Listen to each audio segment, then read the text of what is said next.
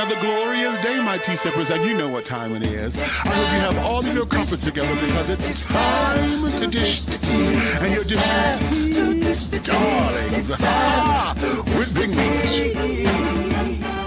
Can't wait. It's time to dish tea with Big Meat. It's time to dish tea with Big Meat. It's time to dish tea with Big Meat. It's time to dish tea with Big Meat.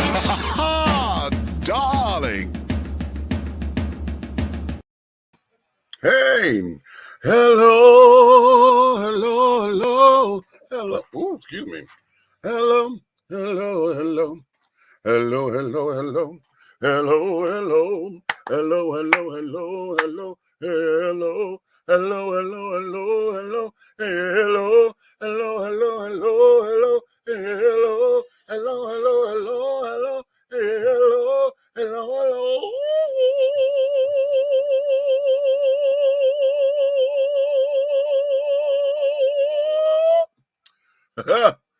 Oh, okay.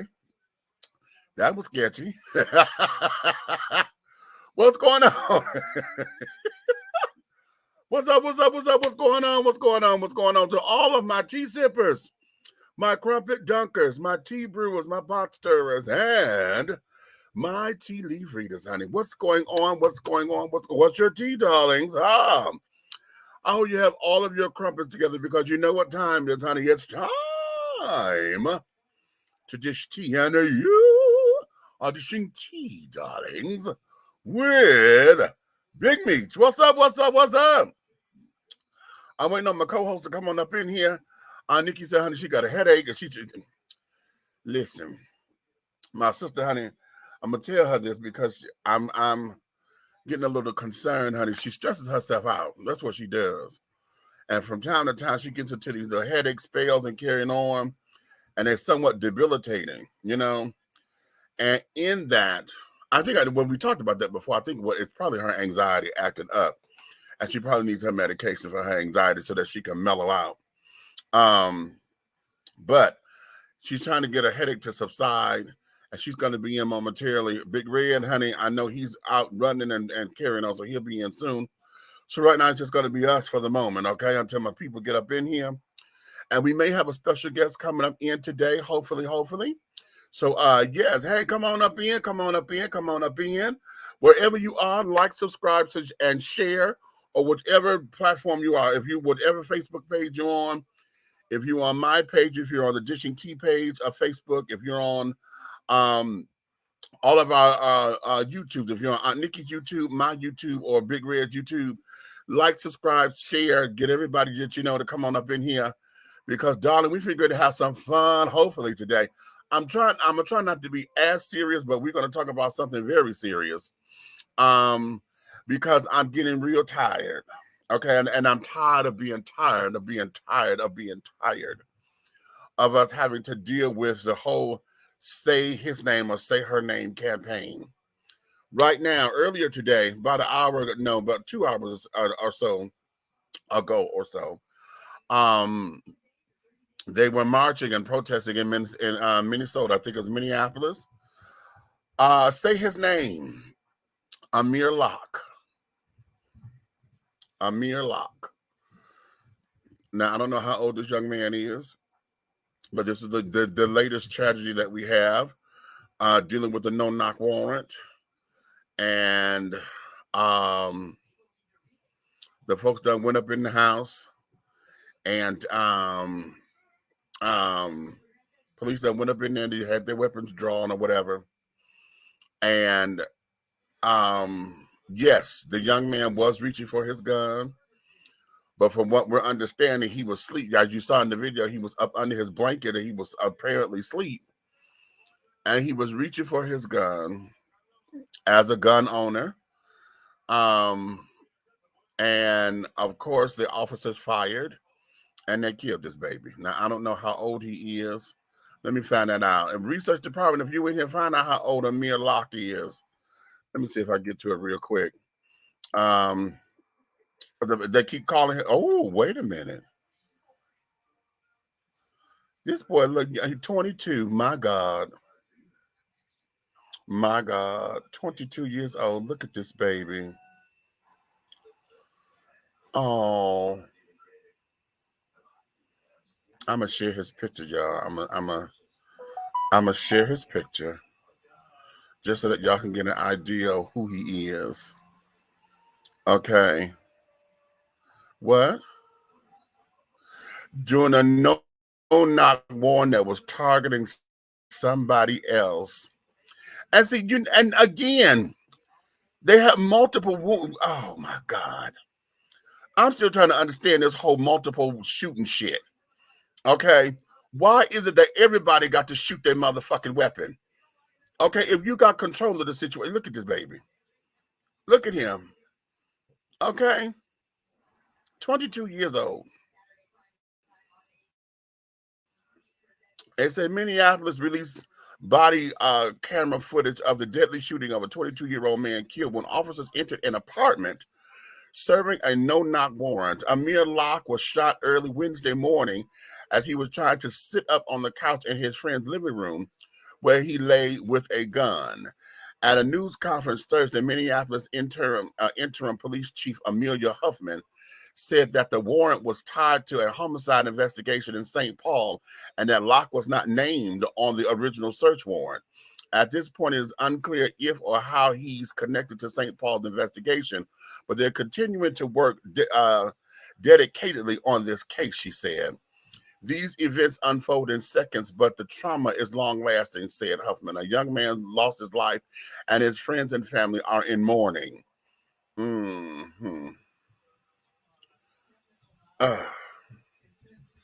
Okay. Wow. Okay. I just don't have the strength to finish all of that, child. This is just it's very upsetting.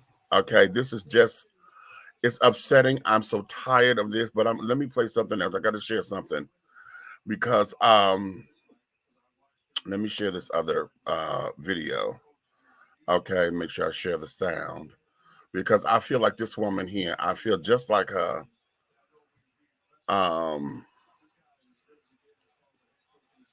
Okay, y'all check this out. Wait a minute. Let me make if sure. they knew that the kid had a gun as he started waking up, say, drop your weapon. They didn't do that. One cop opened fire and took the life of a child who was trying to go back into his blanket. Any mom can see what happened there.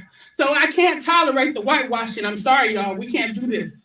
I know you have your narrative. I know you have your script.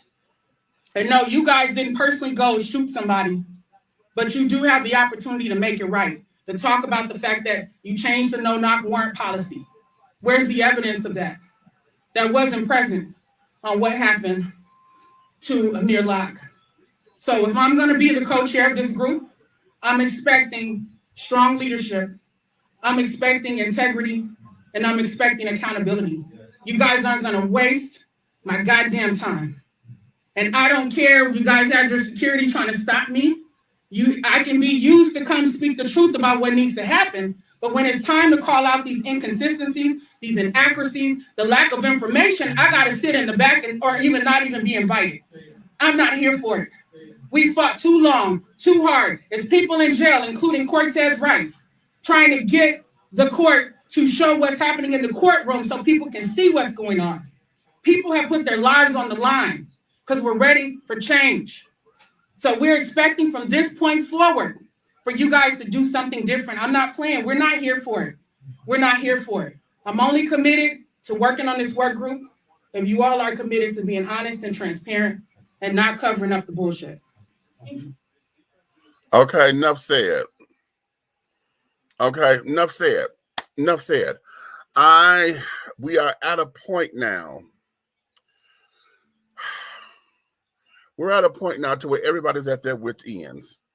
Okay, we're at our wits' end. We got good officers out there who still are afraid to talk. We got mediocre officers out there who feel as though I'm just here to get my paycheck. As long as it's not affecting me and my household, I'm good. Okay. Then of course you got the rogue ones out there who on a power trip and struggle. And those seem to be the ones who lead all the goddamn departments and carry it on. Because these little trigger happy motherfuckers, honey, who sit up there and have a Napoleon complex, it seems. And it just seems as though we are not getting anywhere. It seems the more it seems that we're taking a couple of steps forward, we get knocked back to square one. Okay, it's not even 2 steps back. We take 2 steps forward, we get knocked all the way back to square one, to the beginning of this thing. And I don't understand it. I don't know what it's going to take. I just don't get it. I am in. I'm a security officer. Okay, I'm a professional security officer. Okay, and I know what my power is and what I'm limited to doing, and et cetera, et cetera. But I'm also I'm a first responder. Okay. In that, we know what we can and what we cannot do. We know what we're supposed to say and carrying on. I know there are moments where we have to assess very quickly. Okay. Now, I'm not armed to anything. Thank God I don't have a temperament to be armed. But at the same time, there's some things that has to be done. Now, I'm hoping Stan come up in here, Stan Mason. I'm hoping he comes up in here because I was talking with him about a few things. And one of the things I really need us to consider, and this is something that all of us need to take to our senators and to our congressmen and stuff, and those who affect the laws and those who make change. We have got to come up with a national comprehensive police training policy. Because when we're allowing the states to do it, the states sit up there and I'm in Georgia. Georgia go do something different because they're in the South than what Michigan is going to do. Michigan is going to do something different than what Colorado would do, or Oregon, or something like that. Every state wants to act independently. Every state acts as if it's its own country. Okay, because there's no not warrant shit. We've heard about it too many damn times. Every time it comes to this, we're coming here. And we're facing this again, and we're saying that I thought we just talked about this. Here we go again with the no knock warrants, and we need to have a national comprehensive police training policy. Because here's where, as a security officer, when we go through training, we have to go through Homeland Security. You know that we go through Homeland Security training, especially when we're talking about. I do hotel security. So that's that's hospitality security. Okay. Hospitality security is more customer service oriented style security. We're not necessarily the bouncers and things that everybody think that we're supposed to be. We're not going to run and tackle and this, that, and the other. We are customer service, security, receptionist kind of things. And we are what I like to call homestead security, because we have to make sure that everything is together. We have to take Homeland Security measures because we got to deal with folks who may want to come drop bombs and lace bombs and, those kind of things, leaving packages, because we're dealing with folks who are traveling, so they may leave suitcases and all that kind of stuff behind. So it's a little different, okay? But everybody who's a security officer, there's mandated that you go through either the state training or the federal training for the Homeland Security in order to become licensed, okay, and certified. So that there is something that the police officers need to do. How come, and here's something to consider. We have military, okay? Now everybody know that military is federal, right? Because military police can trump your sheriffs, okay, your police captains and this, that, and the other. They could trump them because they're federal, okay? Just like the sheriff department can trump a city police department, okay, particularly if they're in the county, okay? The county could do something. If the county come in and say, no, we're going to take this over, the county could trump the city, okay? Okay, the state could trump the county. Okay, the state trooper can trump the county. Okay, because we're dealing with branches of government, right?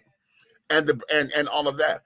So military, we know MPs, military police can trump everything. if we're called to. That's a come when they call martial law and carrying on. When we get the military to come in and shut shit down, honey, there's nothing anybody could do because this here is that. Okay, y'all watch enough CSI and carrying on. When the FBI come in and say this is our case, we taking over. Okay, unless there's some fuddy-duddy shit going on in there, boom, enough said, right? So why is it that we don't have a national comprehensive police training a la military style that would be uniform so that from state to state, everybody know what the hell they're supposed to do? We got too many loose ends here to where folks are acting as if they don't have a clue. No-knock warrants. Now Stan was saying, he said, no-knock warrants have a place, and they do. This is the part, though. If you're using a no-knock warrant, then that means all of your intel has to be 100, right? All of your intel must be significantly correct. It has to be down to well, how was it? It's been what? How long ago did they do this here in Georgia and here in Atlanta? It was a no-knock warrant, and they had the wrong damn house. How do you execute a no-knock warrant and you at the wrong fucking house because nobody did the checks and balances to make sure everything was correct? How do you do that? And here we have now let's be real, okay? The children come up in here. A lot of them was I'm hearing folks say that they didn't announce themselves as police officers, whether everybody want to run to that. But on that particular footage, you can hear them saying police, police, police, right? At the same time, they went into an apartment. They didn't go into a house. They went in an apartment. So I'm wondering what's up, because Stan said something that I want to know this too. They didn't break the door down. They didn't break the door. That could have startled him to wake up or something. They didn't break the door. So how did they get in there loosely? Okay. On top of it, if this was an apartment, and depending on did they know he was in there by himself, or were they suspected the person to be in there by themselves? Because you said that his name wasn't on it, but so you're going in there expecting someone to be there independently. So why didn't they sit up there and again, here's my thinking. If he's up under his cover and you saw him grab the gun, why in the hell didn't you shoot him in the wrist? What is this? Because if you had the heads up, and I realize that this is ticking time bomb, and we in the heat of the moment. But if you're right there and you see him, who says that everybody was supposed to fire? Number one. Number two, again, why didn't they shoot him in the arm or something to have him drop the weapon? Especially that the weapon the hand that's exposed is the one he's reaching for it with. Okay, why isn't that significant in this particular case? Why is it that it's always shoot to kill? But I told y'all a long time ago, I had a police officer tell me that, of course, going on, I've never been to a gun range. I've seen the targets or whatever. And I was told that you can request a full body target, but for the most part, when you go learn how to shoot a gun, honey, you only get the upper torso. So you're learning how to kill a motherfucker. The whole idea is not to maim. When you go learn how to fire a weapon, y'all see the target thing here, 3, 4 rings or whatever. You see what it looks like. So you're learning how to take somebody out. This ain't learning how to defend yourself. This is learning how to kill somebody. Okay. So this is why I just reached out to, his name is Philip Smith Saboye.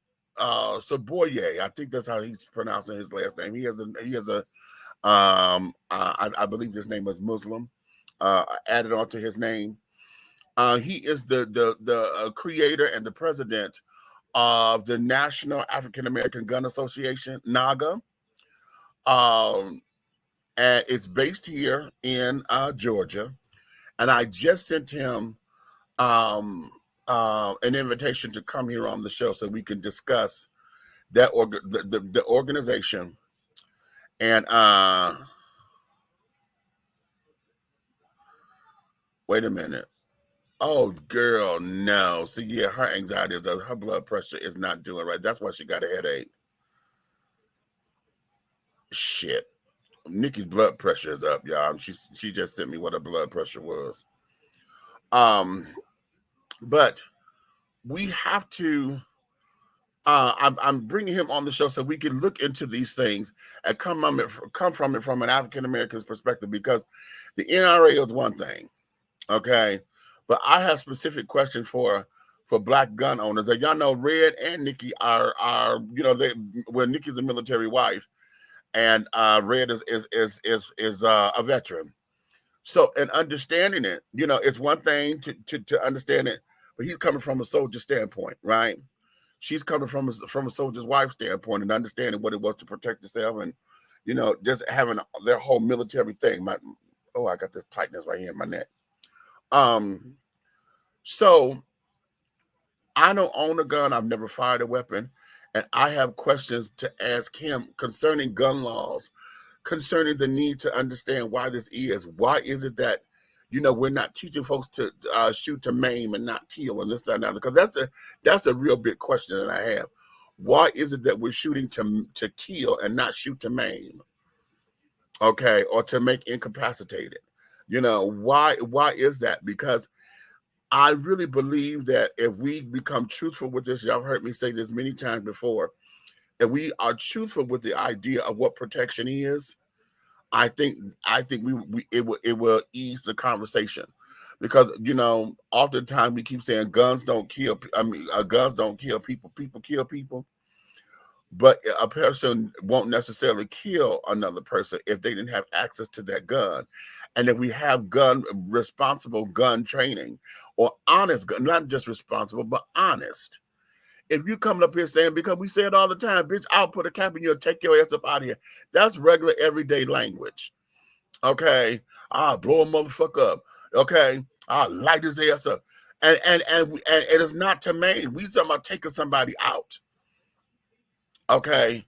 And that there is something that we need to be honest with and attack it from that particular standpoint. Because it's more than just protecting me. It's more than just protecting ourselves. It is like, nigga, I'm going to make sure you don't hurt me or anybody else. And if we come from that particular standpoint, I think this conversation will matriculate and take us into another area. Okay? Because a lot of folks, I think we safeguarding ourselves by saying, oh, I'm using this for protection. No, bitch. You is protection, but in order for you to protect yourself, you're saying, I'm taking somebody out of here. Okay? And then we'll back it up with... So the first rule of survival is self-preservation. Okay, it's either you or me, honey, and it damn sure ain't gonna be me. And that there's what we have ingrained in our psyche. Okay, we have ingrained that. And because we have, that there, it allows us to spew out some negative energy, negative feedback, and a number of stuff that doesn't necessarily gel well with the collective. Or should I say, the negative energy it combats positive energy, so it cancels each other out. You know what I'm saying? So we get nowhere, because with just as much positive energy, folks are saying, okay, we don't need this, we don't need this, we don't need this, no more gun laws, blah, blah, blah. We got enough negative energy to say, okay, you fucking with my rights, and how come I can't protect? And it cancels each other out. And so when it cancels each other out, it goes nowhere. And then we got shit like this that's always happening. And I'm just disgusted with all of this. I'm tired of it. We just don't know how to move forward from this. How do we move forward from this? What is the next step? How do we make it make sense? How do we make this make sense?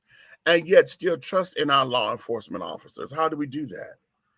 How do we do that? Because the morale right now, don't nobody trust police officers right now. They don't trust them. They do not trust them. Point blank, period. Okay, point blank, period. Let me go to the comments. Let me see what's going on up in here. What we got? Hey, Big Meech, I just worked out after finishing my show and put up a Dropbox for my friend to put together. Okay, all right then, Eat Groove. We got McMills. Hey, what's going on? Okay, we got Avery White in the house. South Fulton is in the house. What you say, baby? Hey, Meech, the Princess Leia is here. Hey, Rose, what's going on? What's going on? What's going on? We are here with you to help co-host. Well, come on up in here, baby. We okay? Ah, there we go. We're gonna help me co-host. Hey, Big Meech. One Way did an album called New Old School Music. I just found out about it, and it is the bomb. Okay, good. We'll talk about that in a minute. Got some new music coming. Oh well, yeah, I got you. He's 22, I think. Yeah, okay. Somebody needs to put these demented cops under the jail. This shit is so tragic and so stupid. Yeah, she's absolutely right. Okay. What's good, Meech? Hey, Hugh. What's up, baby? Do you know what it is? They use badges and guns to bully, and they know they'd be nothing without the badge and the gun. You know what? A lot of times you're right. You are absolutely right. Hey, Charles. What's going on? How are you, sweetness? So we're in this particular space. Wait a minute, let me Otis Mac, Chicago's heavy diva, and I love his line. He said, pardon my indulgence. Okay.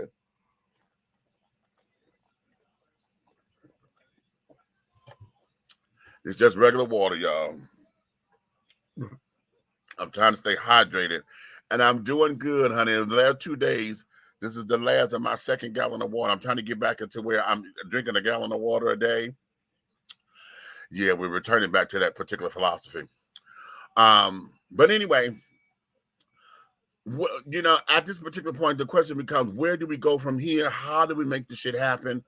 What is it that we need to do to feel safe, secure? What is it that we need to do to move forward so that we can have a better understanding about life in general?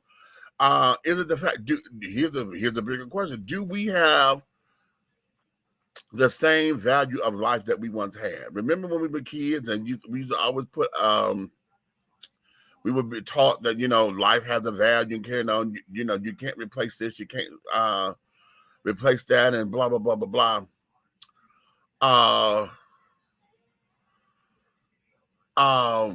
It's very interesting.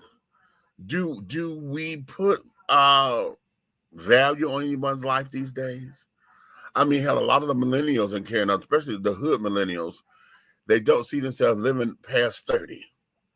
Okay, and depending on the age, a lot of these kids do not see themselves living beyond 30 years old. For real? For real. You know what I'm saying? How have we allowed life to get so out of hand? How do we get to a point where we have allowed our life expectancy to change? Outside of what we know for the food and carrying on that's sitting up there destroying our bodies. We ain't gonna get into that. But what is that to where our morale is so low that we don't know how to make some things happen? Or know conflict resolution is the real big thing, because we don't know how to handle problems. We don't know how to handle problems anymore. Either we run from them, we think if we don't think about them, it's going to just go away, or we grab a gun and just go kill and fight and carrying on and think that beating somebody up or shooting somebody or letting somebody have it and reading and carrying on, that's the way to go. Conflict resolution, I think that there needs to be on the forefront of everybody's initiative. We need to get back into finding creative ways to make this damn thing happen, honey. Okay, that's what we have to do. We got to find creative ways into making this happen so that we can live to see another day. I miss the days of taking the fight to the dance floor. I miss the days.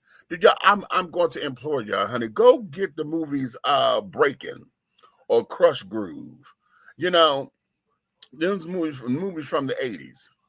Okay.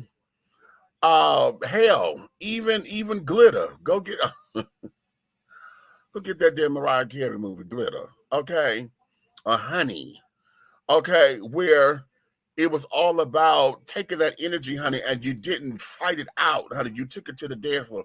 You used something else to sit down there to go take it to the floor, and you learn to live to see another day, okay? Even if you drumline, how about that drumline? The battles of the bands, okay? You sat down there, you took it on the floor. Hell, bring it on, the cheerleader competitions. Bring it on, okay? You took it to the floor. And you did something with it. And if you lost, then that means you had to go practice or you come back and win again. Back in the day, when I was dancing, I'm not a trained dancer, but going out to the clubs, we would go and I was in the circle. I was, if you got in the circle, you had to know how to hold your own. Okay. And I'm very proud of the fact that I was able to hold my own. I can hold my own in a circle, okay? Now, when the kick and split girls came along, honey, I wasn't one of those girls, honey, okay? I wasn't one of those girls. But I knew how to hold my own until I got burned, okay? When you got burned and you got to get out the circle, honey, because somebody beat your ass, you went home, you had to learn the move that burned you. Then you had to create a move to top it. See? Because now it was like, okay, it used to be a game that we played back in the day. We called mix and match. Do y'all remember that? How many of y'all, so who's old enough to remember that? Remember back when y'all see folks do it singing, when they'll do a note and you follow them to do a note and carry on, you matching note for note until somebody do something and they mix it up. I think that you can't do it, and then you show them that you can. We should do that. We call mix and match on the dance floor. Somebody do a move, and then you do the same move or whatever, right? Until they mixed it up and did that move that you couldn't do. That was the game of it, but then we made it a competition, and that's where we did our fighting and carrying on.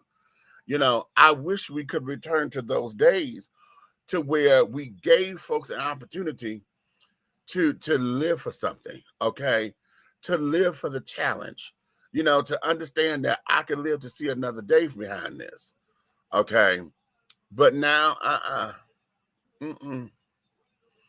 that's not happening. It's not happening. It's not happening. I don't understand why. You know what? Me as a kid, I didn't understand killing. I can now because these people act so stupid, and I see why there's a burning hell for bullies and rapists and all of that. Okay, okay. Katherine Johnson killed in 2006. No-knock warrant. Police fired 39 bullets. 6 hit the elderly 92-year-old woman. Thank you, research department, honey. Because it was the wrong house. That's the key. It was the wrong house. They came up in there and killed that woman like that, 92 years old, honey. How could you imagine that? You done lived all this time. You done went through Jim Crow South and carried on to where what took you out of here is the damn police officers because they at the wrong house and they killed you by shooting you. What in God's name is that? Huh? What is that? 92 years old. And that was in 2006. Don't make no sense, does it?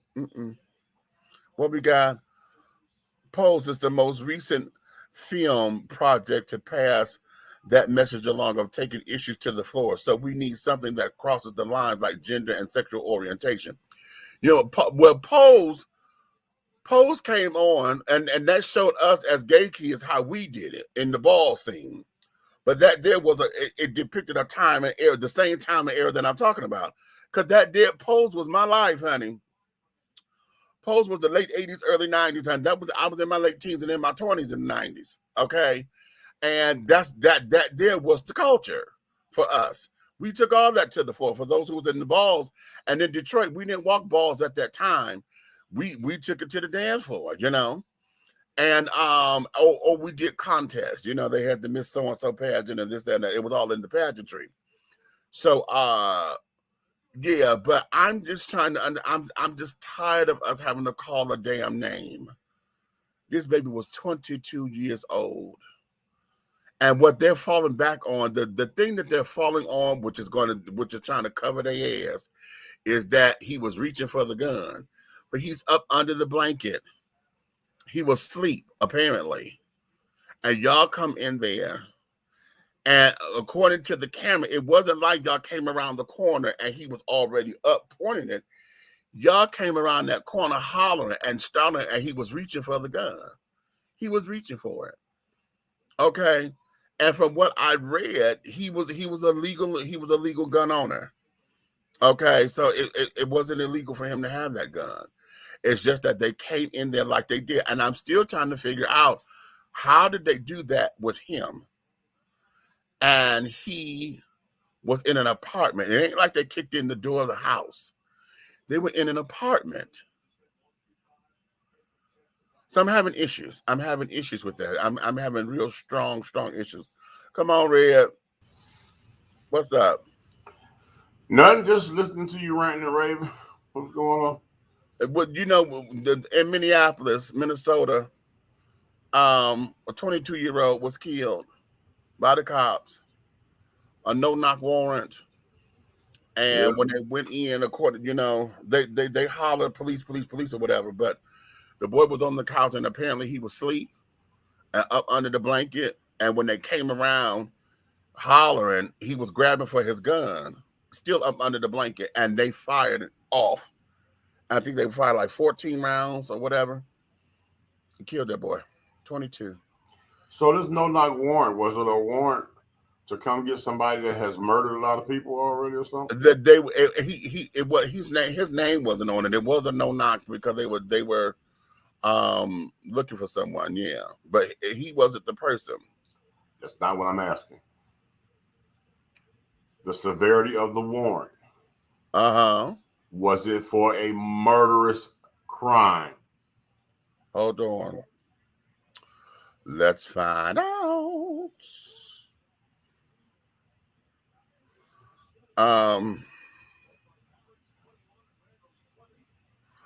Oh, Chad, the Washington Post kills me with this. When you try to go here, they want you to subscribe to their shit. Otherwise, you can't read the story. You understand what I'm saying? Hold on. I'm finna read it, honey. We're finna get to find out. I want to know where it wasn't necessary for 14 rounds to go into a person. I've been asking that question all day. And the only reason I'm going to give you that is if this is somebody that's been on a shooting spree killing folks. Okay.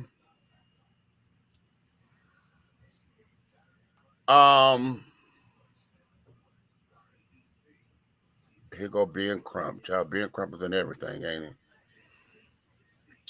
Locke was fatally shot by Minneapolis police officers in an apartment early Wednesday morning. Body camera footage released on Thursday shows officers executing a no-knock warrant before coming across Locke, who had been sleeping under a blanket on the couch. He is seen holding a gun and begins to sit up. So he went to sleep with the gun in his hand. So he wasn't grabbing it. He was sleeping with the gun in his hand, still covered with the blanket, before he is shot less than 10 seconds after officers entered the room. Locke was not named in the no-knock warrant. Crump said at the press conference the warrant was being executed on behalf of St. Paul police, who were searching for a homicide suspect. Mm. Right. So they didn't even know that. So you don't even know who you shot. You don't even know who the fuck it is. A homicide suspect. Right.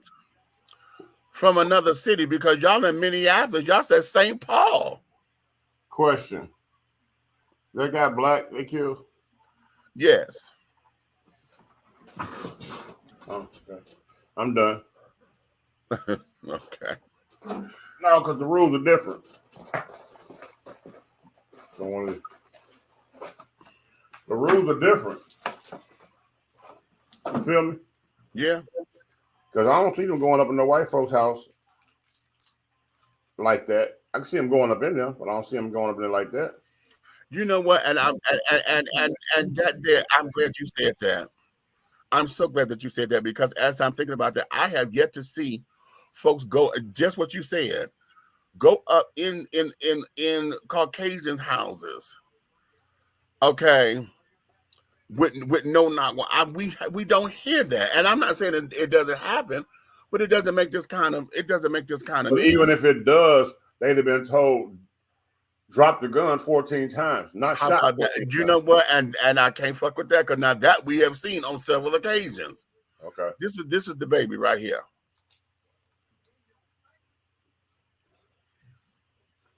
22 years old, honey. Look at that. Took his That's life. mama. Took his life. Took his Right. life.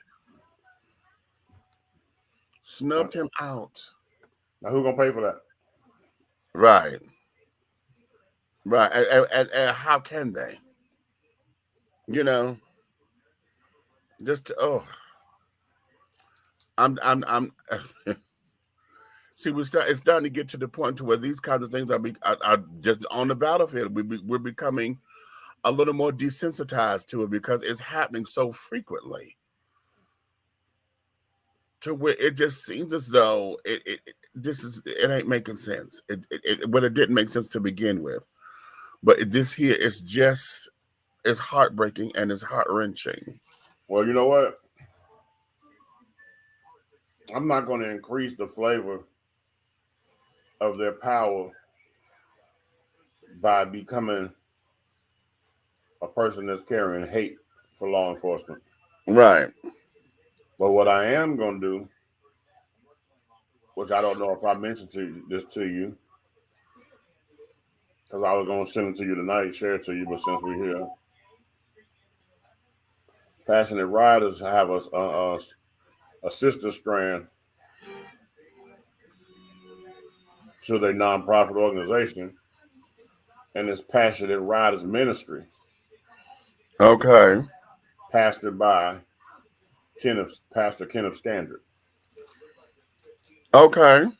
It's an outreach ministry connected to the club. Right. Cute. We're going to start programs starting in Rockdale. We're going to do stuff in Rockdale, Henry, and College Park. Here's the thing. We're going to bring the communities and law enforcement together the way it should be. Okay. Because if you force them to do more in the community, their relationships will become what they call familiar. And the instinct to kill will it will start to dissolve. Mm-hmm. Mm-hmm. Because it's not going to be kill first, it's going to be concern first. Right. Right. Because you know little David and you know his mom and dad. Exactly. Exactly. And that's what we're missing, because none of this was going on when the officer that patrols the neighborhood can call you by your name. Demetrius, get your butt. You know what I'm saying? Right. Right. That's our first mission at Passionate Riders Ministry Outreach. So Okay. I'm letting you know that's what's going on. That's why I've been so quiet. That's why I ain't been sleeping, because I've been putting it together as an addendum to what we already have. So I'm telling you, I don't know who else in the team is watching tonight, but it'll be presented tomorrow to me. So okay. But when I say presented to the level that I'm having Sean do patches to add to the vest. So. Okay. So you shall see. Lord, Lord, Lord. And Pastor Ken Scandrick will be at the meeting. Okay.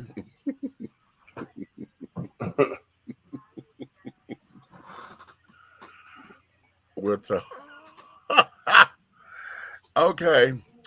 But okay, so yeah, I'm just over that, honey. I'm over that. Which is AMIR LOCKE thing, because it just ruffled me. So let's go on to the next story that we have here that I'm going to put on the docket. On the agenda. I want y'all to hear this old half-ass apology. You know that's a project name for a little girl, right? Agenda. Yeah. Okay. I want y'all to hear this half-ass apology.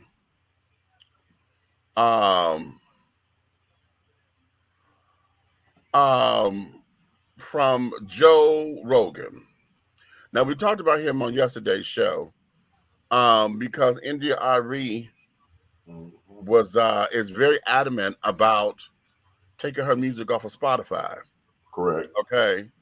And she presented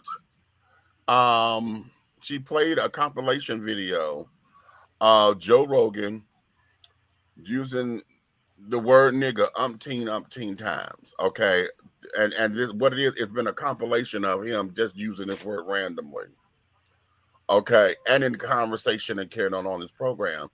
And her thing is, okay, listen, this is somebody who has your #1 slotted podcast on Spotify. Okay, he is known globally. Y'all pay him $100,000 or whatever for his salary. She said, but our streams of music, we only get 0.03% to 0.05% of a penny to have our music streamed. But the money that comes in for subscriptions and carrying on, that money got to go somewhere. But y'all gonna pay him $100,000, and the artist can't get paid, but we supposed to be paid. She said, so I'll tell you what, I don't want to fund nothing like that. Okay, so take my music off, or you pay me what we're supposed to be paid. Okay, give us what we're supposed to be paid, because what is that? What is 0.03% of a penny? Slavery. Yes. Okay, and I didn't realize that, which is why everybody gets to talk about streaming. You know, it done got 15 million streams, but then when you look at it, that's only $15. You know, so now in order to make money off of these damn live streams or whatever, you know, folks got to continuously download this damn thing or whatever, and it's crazy. But this is his little half of apology, child. Hold on.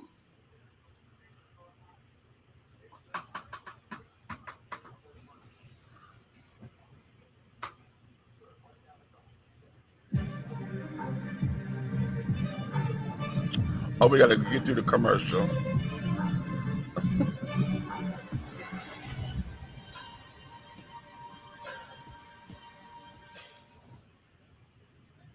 Joe Rogan is now apologizing after videos resurfaced of him using the N-word multiple times on his podcast, Patriot Takes, which put the video together as an organization that aims to expose extremism on the far right. The video is an edited compilation of different podcast episodes, and we have to warn you, this is very disturbing to hear. Like, you know, the saying the word you've already said is just like saying she's calling you like this boy that he's that starts calling them there should be a word like, especially like the word that's our he says guy and then starts saying to use the word out the word see word saying you couldn't see. Oh, shut up. Just unbelievable. Let's bring in CNN's chief media correspondent, Brian Stelter. Brian, what is Joe Rogan now saying? He is now apologizing, and we're going to find out if that's enough for Spotify, the company that has an exclusive distribution deal with him. Jim, this is all coming to light because of the recent controversy about anti-vaccine rhetoric on Rogan's podcast. Some artists decided to quit the service. One of them, India Ari, pointed out this video, this compilation video, and pointed out that the language Rogan has used around race in the past is just as, or maybe even more problematic than his rhetoric about vaccines. We know Rogan's show is known for its fresh and frank and unvarnished conversations. That's why his fans like the show. But this compilation, this use of the N-word so many times in the past may be too much even for some of his defenders to bear. But here is, in Rogan's own words, part of his apology today. I'm making this video to talk about the most regretful and shameful thing that I've ever had to talk about publicly. There's a video that's out that's a compilation of me saying the N-word. It's a video that's made of clips taken out of context of me of 12 years of conversations on my podcast, and it's all smushed together, and it looks horrible, even to me. Now, I know that to most people, there's no context where a white person is ever allowed to say that word, never mind publicly on a podcast. And I agree with that now. I haven't said it in years, but for a long time, when I would bring that word up, like if it would come up in conversation, instead of saying the N-word, I would just say the word. I never used it to be racist because I'm not racist. But whenever you're in a situation where you have to say, I'm not racist, you f***ed up. And I clearly have f***ed up. Uh-huh. Okay. So now here we go. Here's where this thing is. Wait a minute, you muted. Hold on, I'm gonna be honest. I don't give a fuck what that cracker say. Okay, I'm gonna tell you. All right. All right. I'm not a racist. I just don't like him. Okay, so let's, you know what I'm saying? I got nothing against the hunky. You know what I'm saying? I'm good. You so damn. What? You stupid. Did I say something wrong about the Anglo-Saxon, Caucasian, hunky cracker ass motherfucker that was just talking on the thing? I didn't say anything wrong about him. You know what? No, we are not. Here's what I think the bigger conversation is this. Now that we are in a post Cardi B, Tasha K ruling, okay, well, Cardi B just done won this $4 million settlement. Okay. I'm gonna give me some of that from Tasha K. The question is, what responsibilities do we have as podcasters, as content creators, as pop culture commentators and things of that nature? What is our responsibility? Because the reason why I call his apology half-assed is because he sits up there and says that all of that was taken out of context. How in the hell is that taken out of context? Because what you want folks to do is to now pay you more money to go back and to listen to all of that shit so that we can hear what the conversation was to try to justify you? No, nigga. Okay, right. Right. And so, but you know, do you regret it now because it's shown in this particular light and it's all a hodgepodge, what you said, over 12 years of conversation? Or do you regret the fact that now you got to address it? Because just like you said, I'm not a racist, but anytime you got to come up and say and defend that you're not a racist, you fucked up. You knew that when. You knew that when you said the damn word. You knew it then. But I'm now I'm a loosely go here because I've always been on one who believes that we have given that word so much motherfucking power to where now we're trying to tell folks who can and who can't say it. That word it's ridiculous to have that kind of power. And out of all the words here's where it is. You know what? It's 28 days for a month to celebrate your heritage. Next. What's that? I said what's ridiculous is 28 days to celebrate your motherfucking heritage. Yeah, it is. Okay. But if you want to wait to February to celebrate it, there's something wrong with you. Because you're supposed to celebrate it all year long. Exactly. Matter of fact, celebrating every time you stop at a stoplight. We had something to do with that. How about that? Okay. Matter of fact, every day for the rest of the month when we on show, I'm going to speak on some invention that got the world going around that we had something to do with. How about that? Well, you know what? Well, good you say that because we're going to get into one of those today. because I was get into, you know, in Black history, some of the things that we need to celebrate and to understand. But it's just I'm not buying this little bullshit apology, you know, from him. And anytime I hear those kinds of apologies or whatever, it doesn't fit my coffin. You know, no. Man, I'm just waiting on the Brian Gumbles, to say we sick, we sorry, we okay, boss. I'm just waiting on it. Oh no, not the Brian Gumbles. Or the Jesse Lee Pattersons. Yeah, the Jesse Lee Pattersons, okay. Brian Gumbles, yeah. That goddamn Jesse Lee Patterson, honey. Good Jesus. Okay. I'll give him a point for saying he fucked up. He get half a point because he knew he fucked up when he said it. He get not even a half a point. You knew that when you said the damn word and shit. In fact, in the clip that I played yesterday from India Ari, there's something that went further than that for me, because he didn't even use the word. He didn't use the word nigga. What he said was somebody took him to a neighborhood and he was supposedly going to look for a house. He said, when we got there, honey, we went into what do you call Ape City. He said, wasn't no white folks out there, but everything out here, apes and carrying on. So what you saying, Todd? Okay. So for me, how can we do? Where's the out of context in that? What the fuck is out of context? No, no, hell no, I'm not buying it. I ain't buying it. And you can't even give it to me off the discount rack, honey. You can't even give it to me for free. You can't even give me that. You know you done fucked up now, right? You know you done fucked up now, right? Okay, you can't even give me that. So no. So what's your thoughts on that, honey? Now put your comments over here, because I need to hear from y'all. Okay. Take a knee.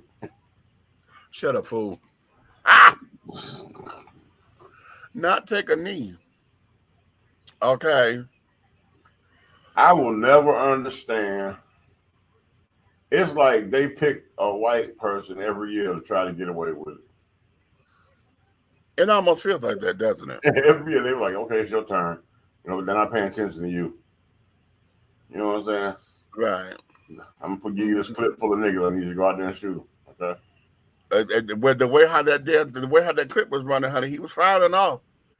Yeah. Okay. He was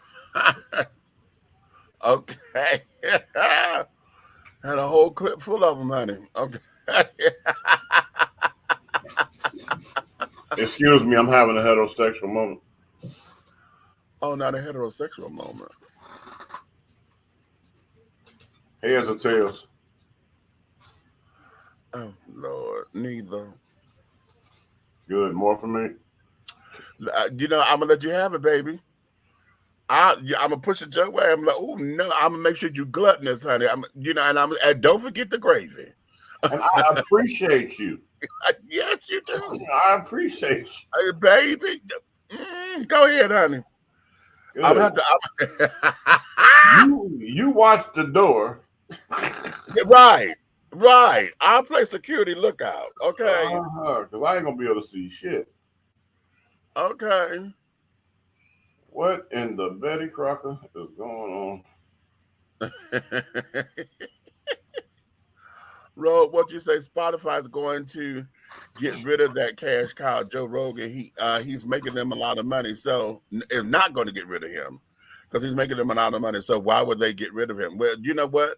And that there's the factor. But here's the thing: he making them a lot of money, but see, they also know what the fuck it is that he's making, how he's making their money.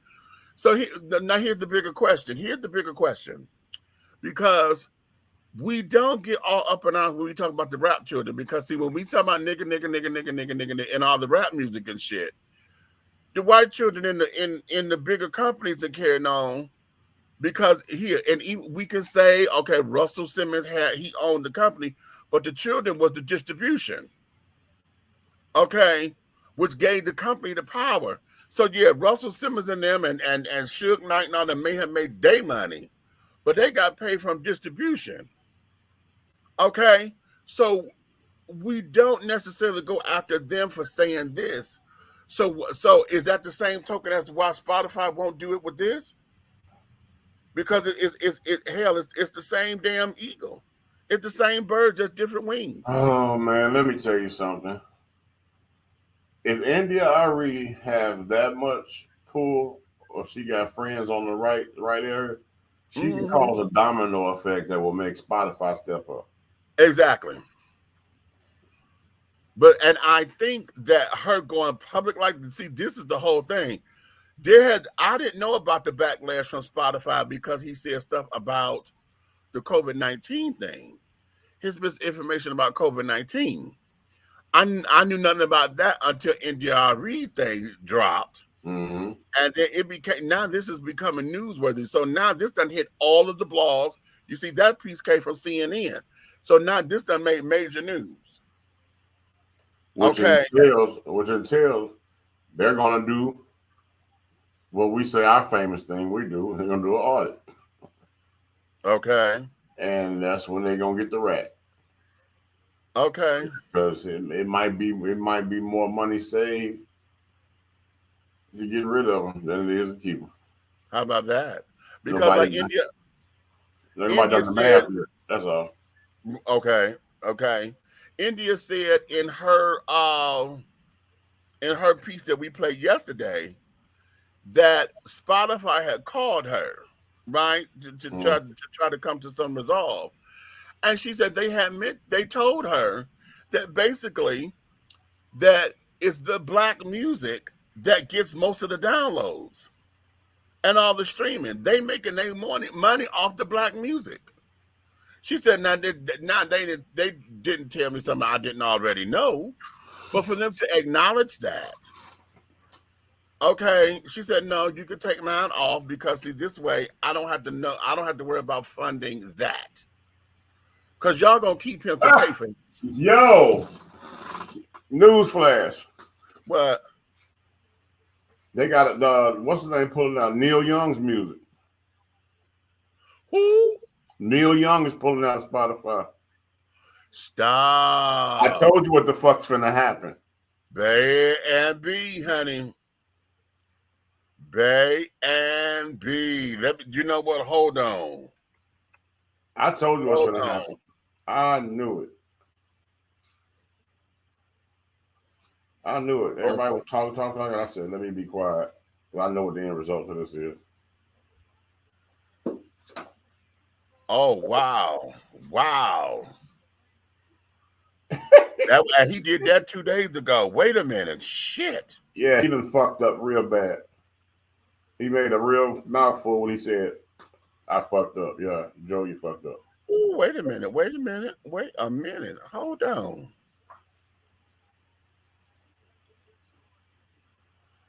Now, I'm waiting to see who got the balls on this other level to pull out of Spotify. Okay, wait a minute. Here we go. Let me look at this. Let's see. It's been quite a turbulent time for Spotify, with artists vowing to remove their music catalog from the platform amid the Neil Young and Joe Rogan controversy. In case you missed it, music legend Neil Young threatened to remove his music from Spotify in light of Joe Rogan's recent podcast featuring the COVID-19 vaccine information. Okay. The old man singer penned an open letter to the platform in which he had said the streaming service can have Joe Rogan or Young, not both. The Grammy Award-winning musician posted a now deleted open letter on his website. Please immediately inform Spotify that I am actively canceling all my music availability on Spotify as soon as possible, the letter began. I am doing this because Spotify is spreading false information about vaccines, potentially causing the death of those who believe the disinformation being spread to them. He added, please act on this immediately today and keep me informed of the time schedule. I want you to let Spotify know immediately today that I want all of my music off their platform. Okay. Wait a minute. Could you imagine if Spotify go under? Joni Mitchell followed Neil Young in declaring that she too would be removing her music from Spotify. See, that's what I'm talking about. Okay, Niles Lofgren, guitarist Niles Lofgren of Bruce Springs' E Street, announced that he had decided to pull over 2 decades worth of music from Spotify. Brene Brown, best-selling author Brene Brown, who recently nabbed an exclusive deal with the platform, announced that she would be stalling her podcast, Unlock Us and Dare Us to Lead, after Young announced his plans to leave the platform. Wow. Failure. Wait a minute. The group, I guess this is a group. The alternative rockers have pulled their music from the platform. Graham Nash. Not surprising that one of his long history with Neil Young, the Crosby, Stills, and Nash and Young member, also backed up his old-time band. It's the backlash for me. Okay. Yeah, we already said India Ari. One move, the other one move. See? Yep, I see. Okay, right. Because here it goes. David Crosby and Stephen Stills. That's Crosby, Stills, and Nash, right? Okay, so they done went. Okay. So far, that's who we got that done pulled their music. And Neil Young alone, he said that's 60% of his doggone income. How about that? He don't give a fuck. They finna fall. And watch these artists behind NDRE in that section, because you got to remember, people like, okay, if you check her tour tickets and stuff and like the familiarity of her music, that's a neo soul. Yeah, it's a lot of white and black and other nationalities that listen to that music. Yeah, okay, yeah, I didn't know. Yeah, Lanier said Neil Young was one of the first artists mentioned about pulling his music. Yeah, okay. E-Grew, I buy on iTunes or download my music and put it on my hard drive, because if Spotify can give it for free, they can take it away too. Okay. That's true. That shit all natural when it happened that way. Well, it's all natural. See? Yeah, I see. Okay. Okay. Lord have mercy, honey. I'm trying exactly to what I said. God damn it. I am trying to told y'all, honey. Listen. I'm trying to hold my peace. Okay. Yes, okay. Oh, you talking about Spotify? I was talking about this. My bad.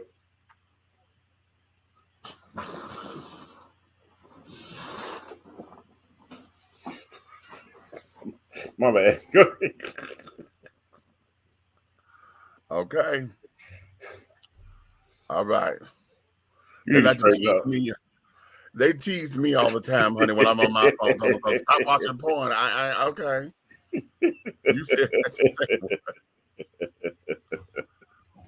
He know it. Hey, princess. What's up, shipmate? Okay.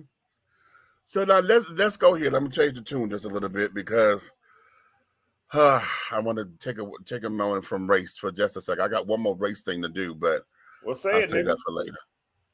No.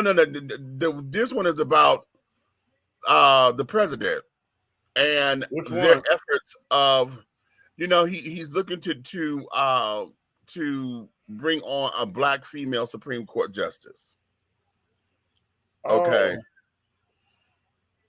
Something like a So Good Marshall.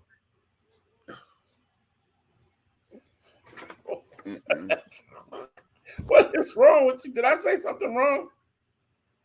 Oh my goodness. So good.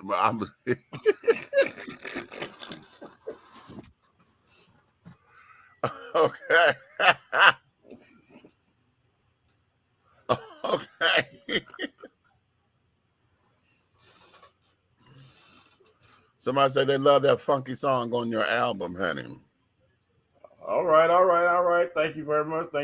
Shout out to Einstein. Yes. Okay. Okay. But no, what are y'all's thoughts on that?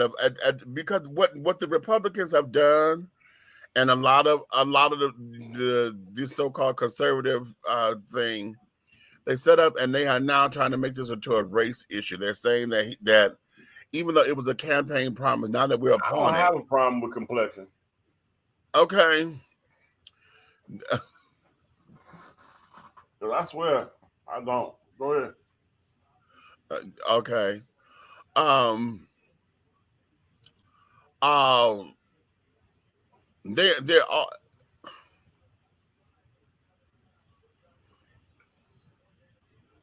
Okay. All right. I'm listening. I'm listening. Okay. I'm listening. Okay. All right. I was trying to keep it fair because we needed something lighter, a lighter note about what we're talking about.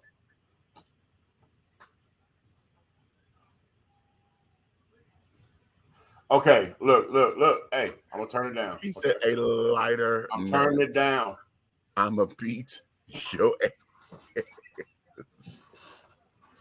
And go put a higher.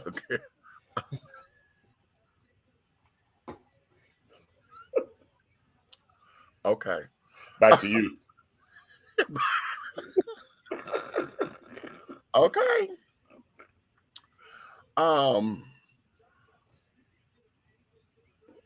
They're making the conservative children are really turning this into a race war because they're like, okay, a president shouldn't have to be this, and that he's basically segregating and not giving other qualified candidates an opportunity to blah blah blah blah blah. And I just think that this is all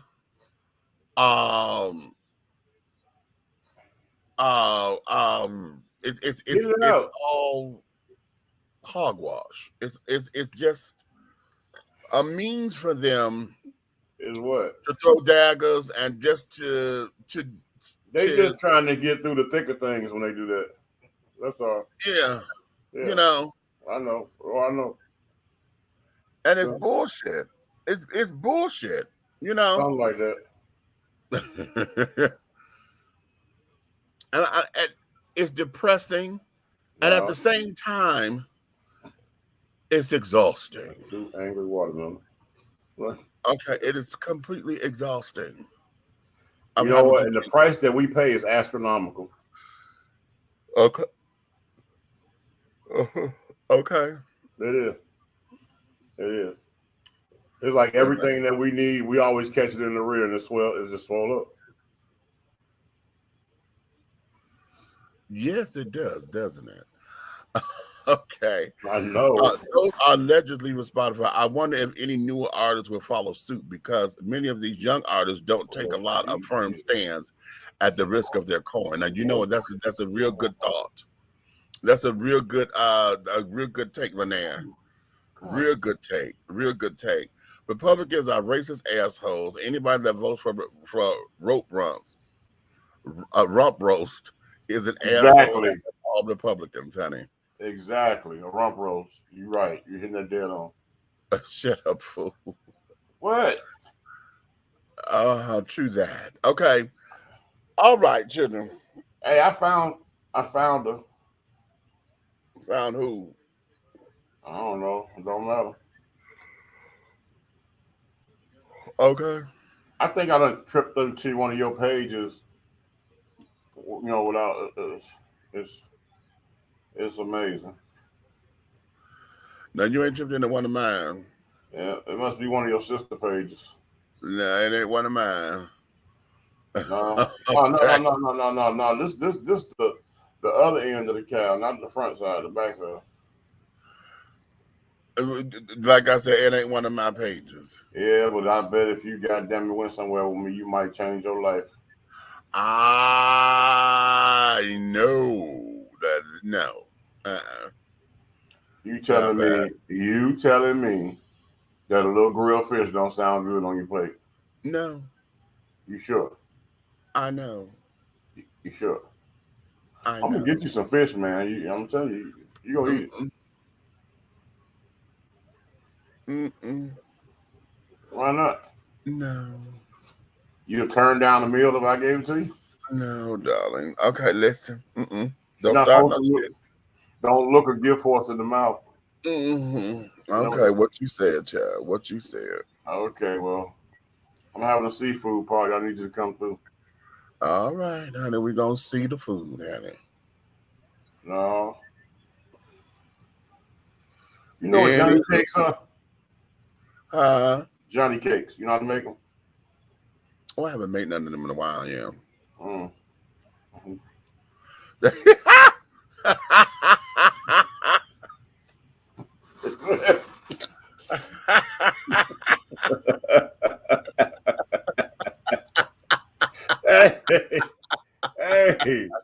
Hey, Prince. She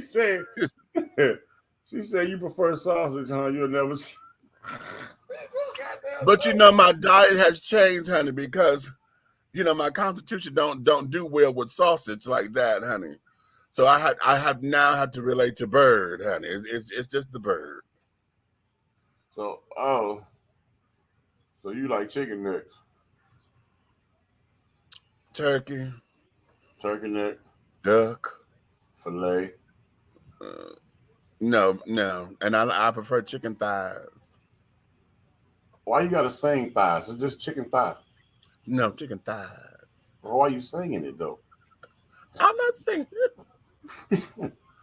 Why?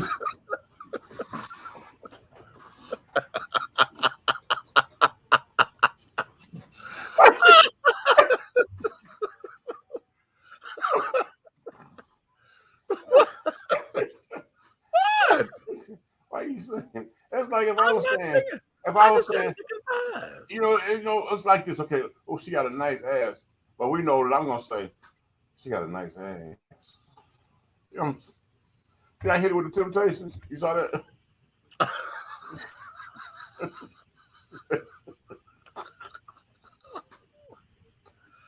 I just said chicken thighs. See, you hit your shit with some motherfucking goddamn like Bad Mama Jamma, old school like chicken thighs. Like yeah. Moist, juicy, succulent. So a succulent thigh. God bless him. Yeah, I just saw some succulent thighs.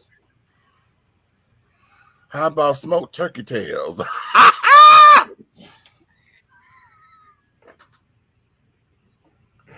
Gobble gobble, motherfucker. Damn right.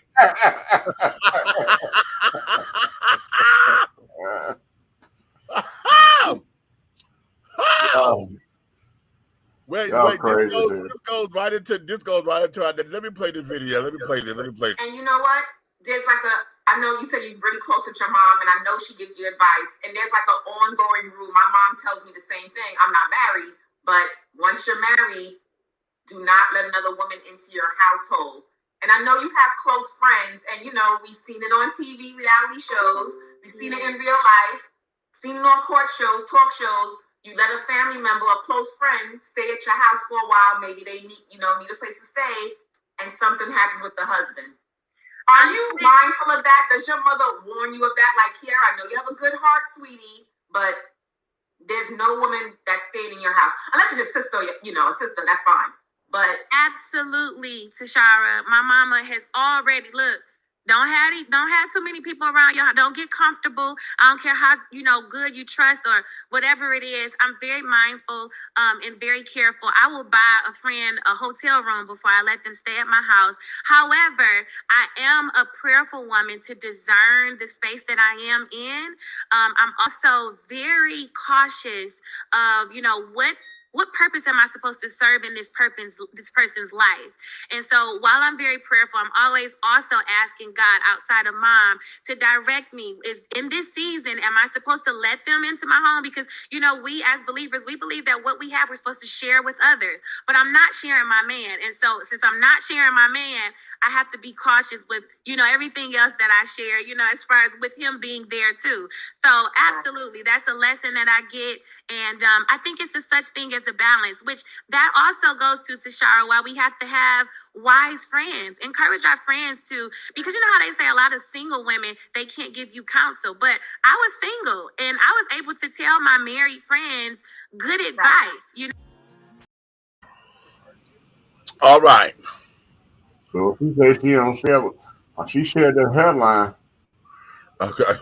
That was a bad wig. That motherfucker was missing. Go ahead. I miss all of the, yeah, that wasn't doing her right. At all. I'm like, her forehead was like, they was like best friends. Her hairline, her eyebrows, they was right next to each other. Go ahead. Child, and yeah, George didn't do her face that day, child. At all. Anywho. But I do her face. Go ahead. The bigger conversation is this. About that boundaries or whatever. Ladies, do y'all abide by that whole idea? Especially when you first get a man, honey. Ain't no bitch gonna be around my motherfucking man, honey. Ain't nobody gonna be around my man, honey. No. And the can't nobody stay at the house with my man, blah, blah, blah. Before I was at the residence that I am now, right? There was a good friend of my significant other that she allowed to stay there because it was a convenience for her to getting herself together, right? Right. But she was also she was a dancer by trade.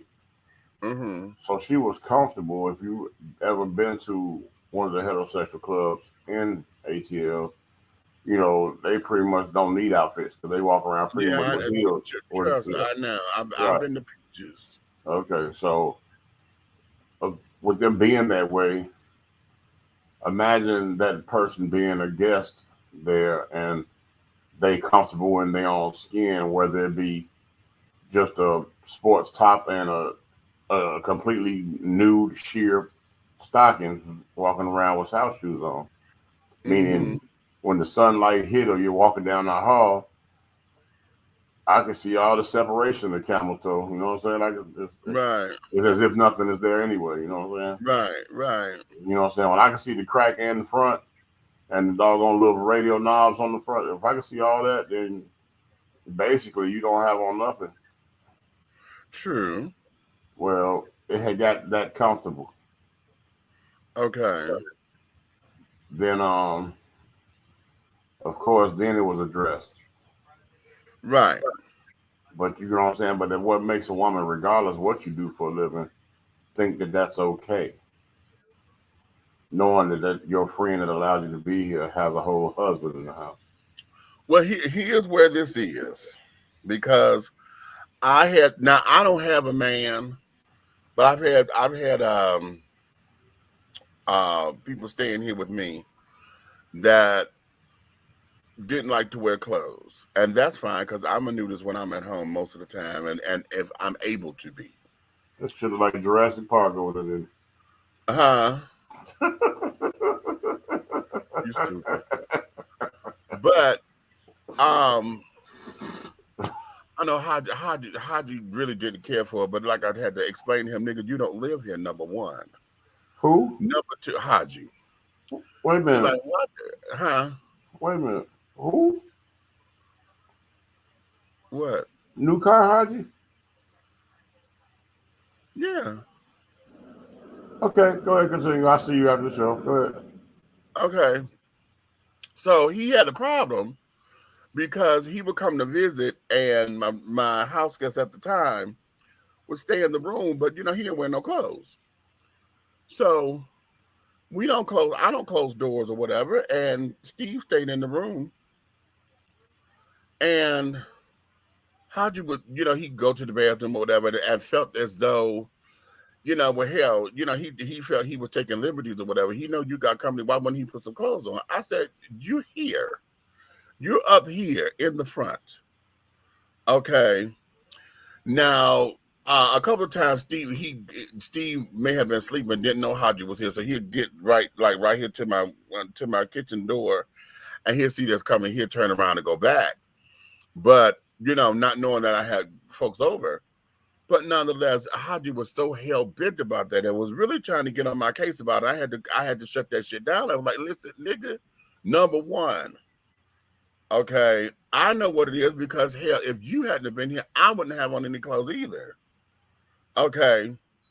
Number two, I allowed that because I allowed it. Okay. Plus, hell, it was easy access for me. So, okay. So if you just want to get in my business, and so, but I don't have, I didn't have a boyfriend or nothing like that to be around. I do know that the alphabet children, baby,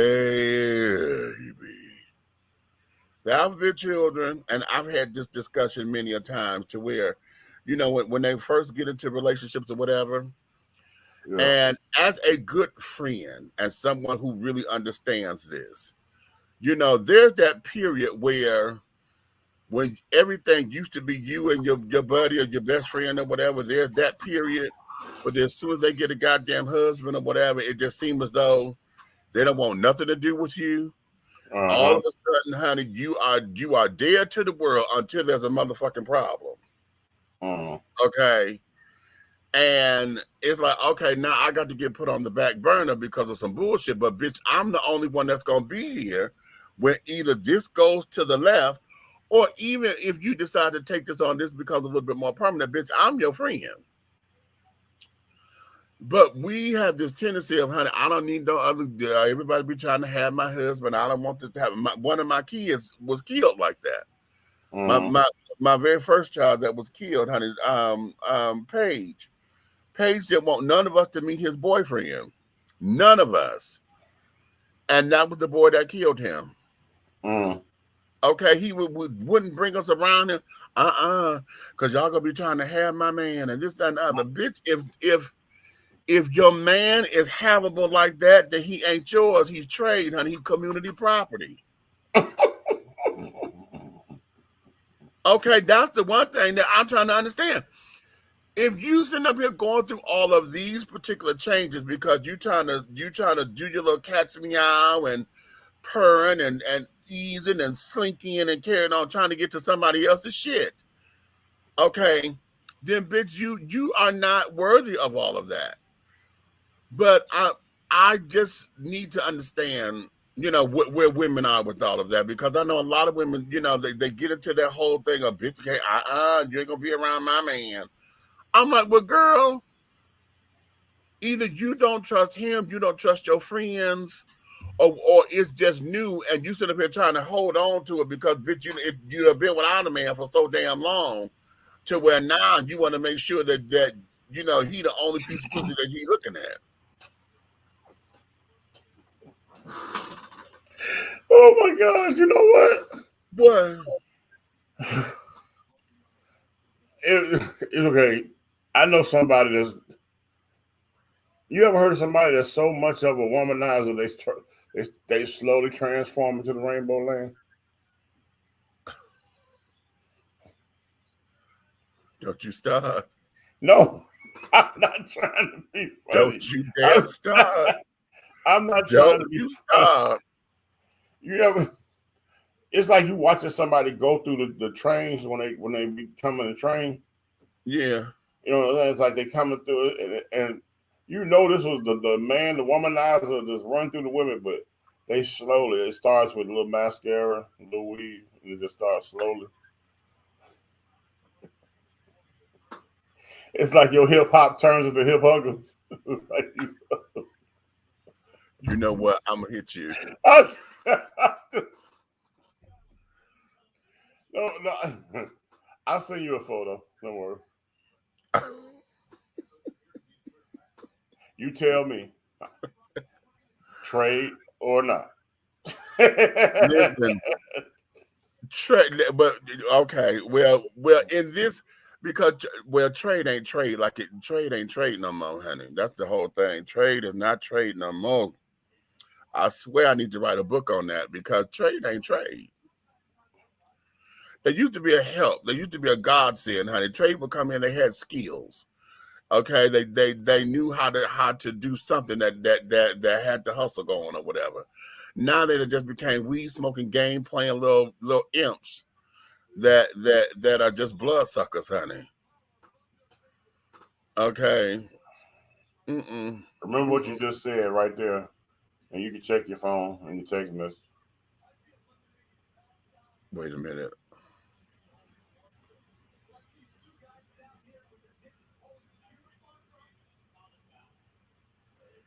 Okay.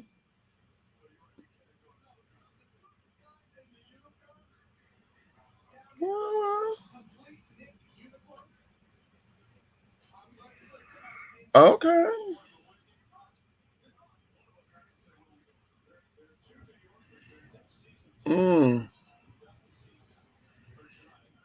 Okay.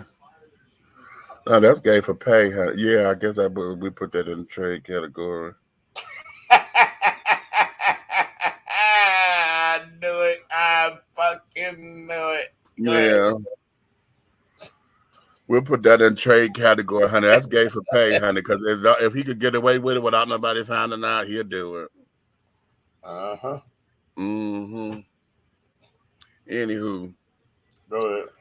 Okay. Yeah. But you know, that whole idea of now Kiera talking about keeping boundaries and carrying on. You know, I'm not gonna share my man, and the word is discern, not discern. There's no Z in that, honey. It's a discernment. That's the church shit. The spirit of discernment, honey. Okay. Black folks. Okay. Spell it. Go ahead. Okay, right. The whole idea of having to make sure that I keep my boundaries together. Now let me say this. You know who your friends are versus your associates and your acquaintances are carrying on. Because your friends, and I say this all the time, when you are in a relationship, those who are in your inner circle are in that relationship with you indirectly. Okay? Because that's the person who come to all the functions with you. You know what I'm saying? This, that, and other. Whether I like them or not, that person, I'm in the relationship indirectly. So why in the hell would I go behind your back or whatever to try to hit on it? Because, bitch, I know what you're doing to my friend. I know what the hell you about. This is true. So why would I be messy and come behind that?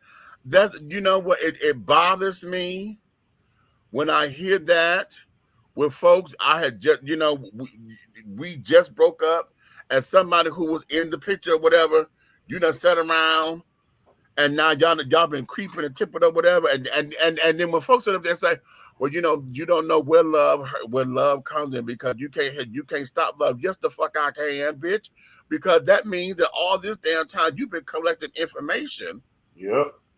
And you've been studying this and this, that, and the other. You wasn't necessarily. You know what I don't understand? This is what I don't understand. Let's get on this side of the fence. You know what I'm saying? And that way, people can dog on. You can apply it to everything, right? Okay. Okay. I don't understand the female that accepts the backdoor nigga. How about that? Because that says, are you stupid, dumb, or slow? Because he has watched you and I all this time. So, of course, everything he's saying to you sounds good because he knows what to say to you. Because he knows what to say. Honey. He done slid into your DMs, bitch, because, hell, he been watching your Facebook wall forever. I'm the Facebook wall. You posting everything. So he knows what not to say. Because he knows what not to say because he has been computed in confiding in like a concept confident for the male when he going through it. So he has the inside information of what his homie done did, or so-called homie done did. So he know not to do this stuff. Right. He know not to bring you roses because you don't like roses, you like lilies. He knows this, you know what I'm saying? Right, right. He know you don't like picnics because you don't like to be on the ground with the bugs. You'd rather be at a picnic table. He knows this. Right. So yes, it's the perfect man for you for the moment. Stupid. Right. Okay. Right. I just don't. I don't understand or get all that, you know. And see, and as a friend, now this here, now everybody who knows me knows that I'm a hard sell. Okay. When my friends get into relationships or whatever, it's an automatic no for me from the rip. Y'all know I'm gonna say no, because I don't know them yet, and there's a twofold.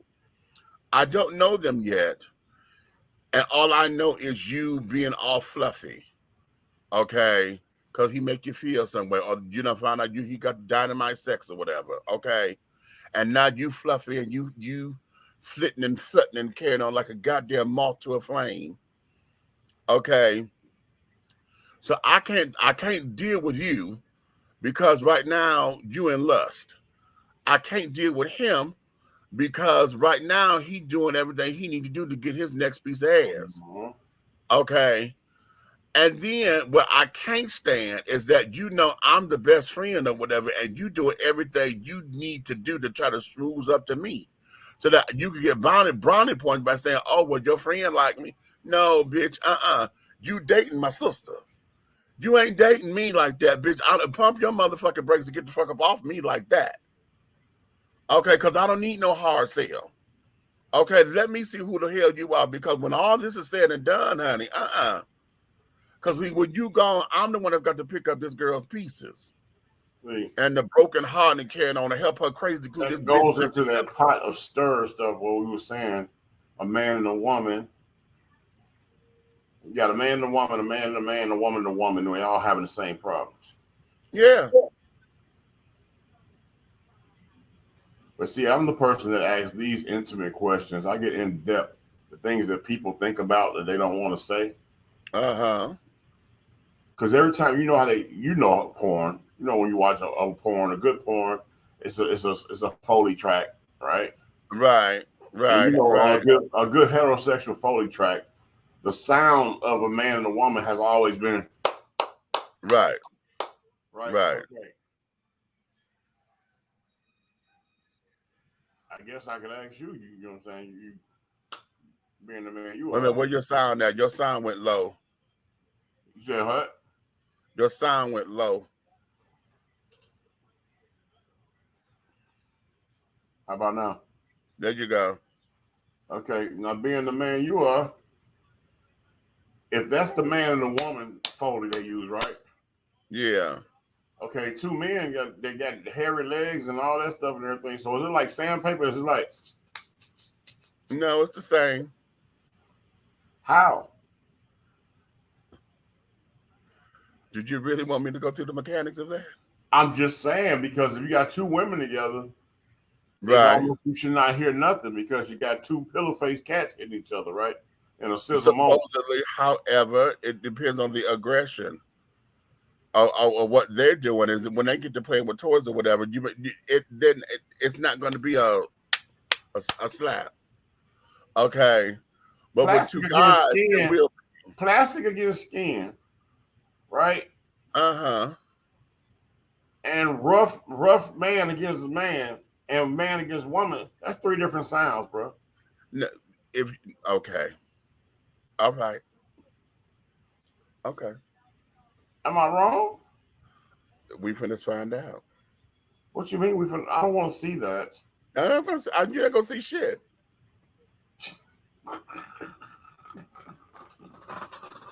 This ain't about seeing it. This ain't about seeing. I'm just trying to make a point. I know.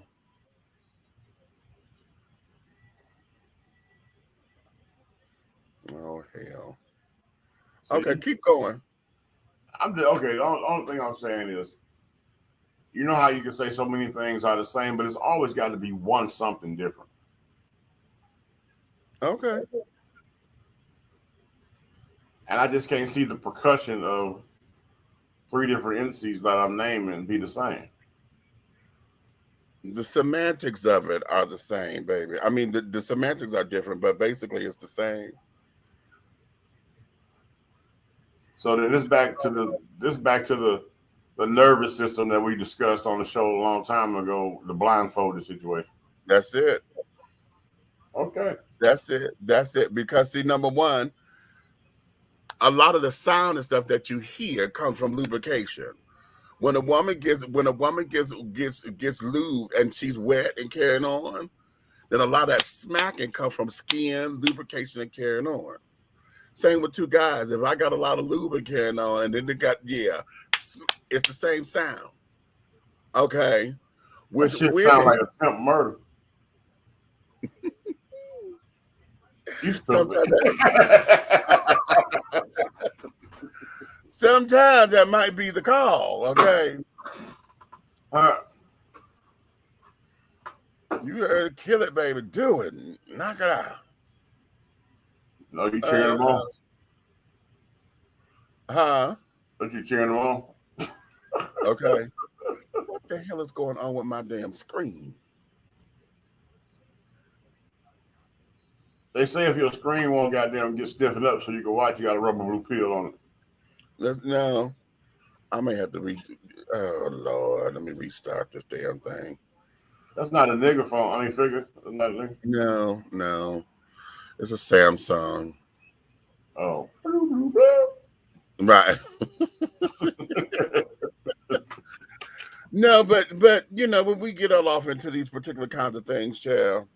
You know what? My thing is, there's a lot of people, you know, and the only reason I do that, you know, you can forgive me if I offend anybody, I have no offense, you know what I'm saying, on my delivery on anything I say. But my delivery is I know so many people sit around and they rather doggone have the screw face, the mouth twisted, or the eyebrow up versus just ask. If you thought it, don't be afraid to ask it. Right. Hell, it ain't like if you ask the question, what they say? Oh man, if I ask him how him and his homeboy, or significant other, him and his husband, how they dog gonna be intimate tonight, it's gonna get on me. Like you know, I'm gonna tell you something. Why do people talk like this? A lot of folks get curious. And what they think is that they're curious, but a lot of times they really don't want to know the answer because it creates the visual. Okay. My mind is too artistic for that.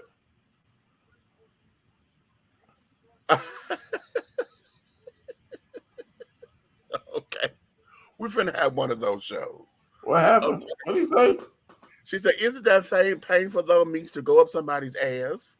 I don't know. I'm just asking. All right. Okay. Here's where this is. All right. Let's do it now. Let's do it. That there is a yes and a no question. Okay. Oh my God. It's a yes and a no at simultaneously. And why I'm saying simultaneously is because y'all started that it hurt so good bullshit. But no, not necessarily. Because though we know that a woman is designed to dilate and stretch open because she has the birth canal, okay, the birth canal, honey, does not stretch open until she's ready to have a baby. So before that time, honey, if she is not well lubricated or if she has not had any kind of girth, because, you know, dealing with men who are girthy, it can hurt. And especially if you're dealing with somebody who don't know what the fuck they doing, right? Same instance here with men, because just in the reverse just a little bit. Because in the reverse. Because the anus is not designed to stretch open to have children. It is designed to stretch because it's an elimination tract. Okay.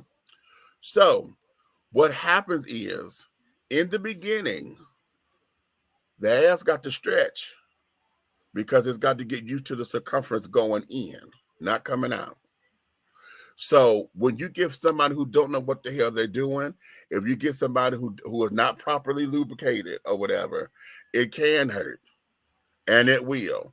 Which is why I think this is why if a lot of men are very fearful, because like we hear all the prison stories and this, that, and other about men getting raped and carried on, because a lot of people, you have to tell folks, I know I may call it a pussy, it ain't, honey, this is ass. And you have to take your time with it.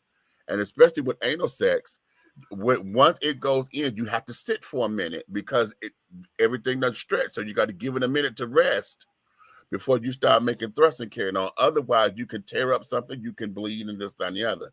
But it's an art to it. Okay. And I also know, and you bleeding from the ass, and it's an art all in the same damn conversation. Hello. But I'm gonna say this too, and this is how you know, dealing with folks who have sex with women is I don't like it, because so what about when you spread the two butterfly wings and go inside? What? Oh, I'm sorry. My bad. Good. I was trying to see how to spread the wings fly. Good. Oh well, that happens after everything is ready to go. Okay. Once we done got together and the train get to going, and we on the tracks, baby, it's gone. Yeah, that's how come we get that. That's why. Anyway, but okay. Now I'm gonna get into the same thing as you're saying. The mechanics. Yeah, but if you have a 4-ounce cup and an 8-ounce cup, right?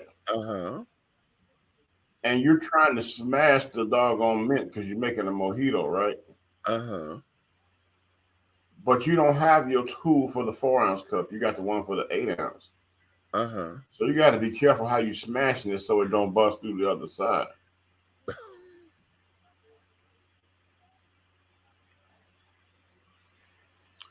It's called experience, honey. Okay. It's called experience. That's why I don't have no qualms with a gay man. You know what I'm saying? Because you know what I'm saying. If you're a gay man and you're a bottom dude, hey, you're a real tough motherfucker. You know what I'm saying? You take a dig up the ass, bro. You use a cold-blooded, tough-ass motherfucker on purpose. You doing this? It's cool. It's cool. I don't even want to fight you because what the fuck am I gonna do? When I hit you, you're not gonna feel it. I know that. So what the fuck? You so stupid. Nigga, you Superman. The whole thing over there. Now we're finna get into something because see, why did we go down this rabbit hole? You said rabbit hole because now that there is just in regular what we know to be regular sex. We ain't talking about those who are into extreme shit. What the fuck is more extreme than taking a dig up the ass? What's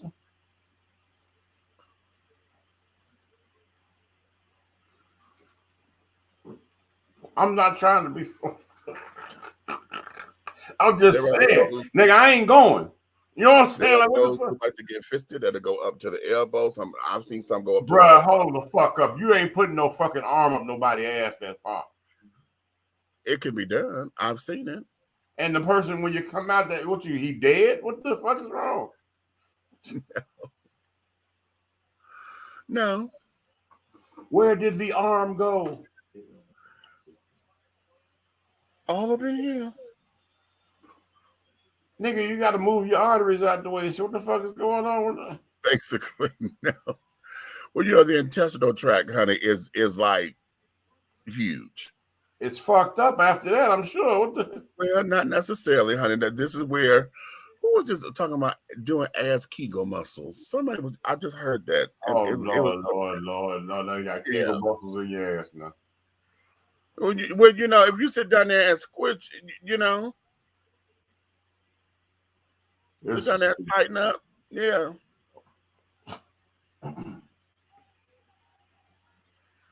You know, it's all the same. But those who play in the extreme and carrying on, and it can extreme is get the fifth and stuff, right? And that's well, yeah, that's a lot of extreme play. Yeah, then you got these damn dildos that carrying on that.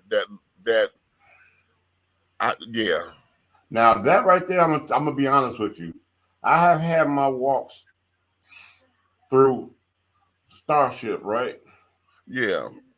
And I've come across a few motherfucking tallywhackers that were goddamn extremely motherfucking large. Like, I'm like, what the fuck is that? Some type of baseball game you play in the bedroom? Exactly. Because I'm definitely, you ain't supposed to put that in nobody. Okay. So I'm okay, thank you. Okay, TGI. Okay, right. Okay, that's who it was. It was Funky Not Even, everybody. Oh, that's what they was talking about. They were talking about what I say? Kegel muscles, ass Kegel muscles. Yeah. Mm-hmm. Okay, what I'm saying, like, you see all those big ass toys.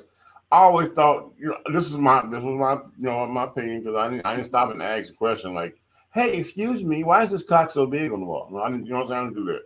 So I was just but hold on, because see now you have those that are Lanier. I know you in here, baby. I need you, because see, this is your field of expertise, because you still sell them and carrying on and things. So come on up in here. You have those that are like extremely long and carrying on, that's 18 inches and this, that, and other. You have the ones that are the double dome. Double dome. Yeah, well, I've connected two females with one of those before. That was interesting. Yeah. Okay. Oh. I want to see if I just want to see if they can lose it. And they did. Yeah. Yeah. I know. Ain't that fun? Awesome. Ain't that fun? Right. Yeah. Oh my God. Yeah, I got to do that one more time. It was awesome. I got to get my roll. Like, because I was able to coach. I'm like, you need to keep going. I can still see it. Come on, just a little more. Just a little more. And when that motherfucker disappeared, I got extremely excited. Okay. But you have the ones that are extremely long and carried on, because there are, like I said, the adventurous children who like them either extremely long, then they come in the width. So you got them long, then you got some that are real wide, and then you got the ones that look like those are the girth. They're called girth. Yeah, the girth. Then you got the ones that look like damn fire hydrants. That thickest fire hydrants and carrying on. And now those children are crazy to me. However, okay, but those are those extreme playing children or whatever. Okay.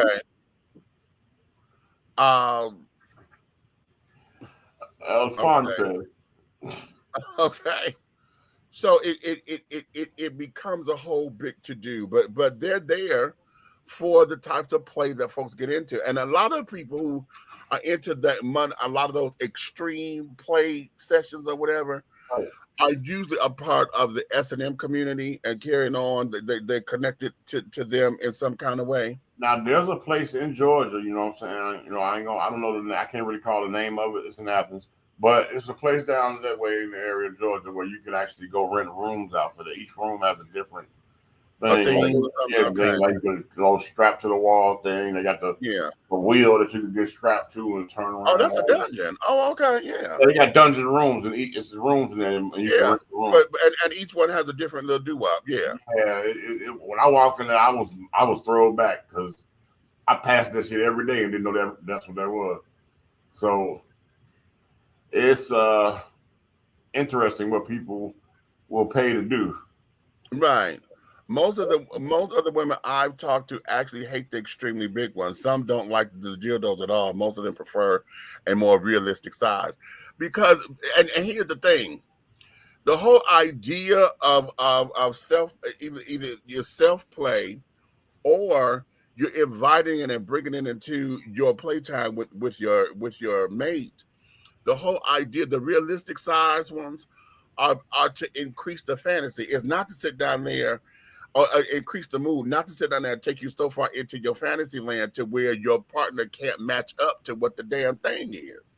Yeah, I was going to say, because if you put some doggone fucking Mr. Ed circumference shit up in the motherfucking vagina, and then here come your monkey husband or your monkey boyfriend. Now it's like he ringing a triangle bell when he go up in there. You know, that's what.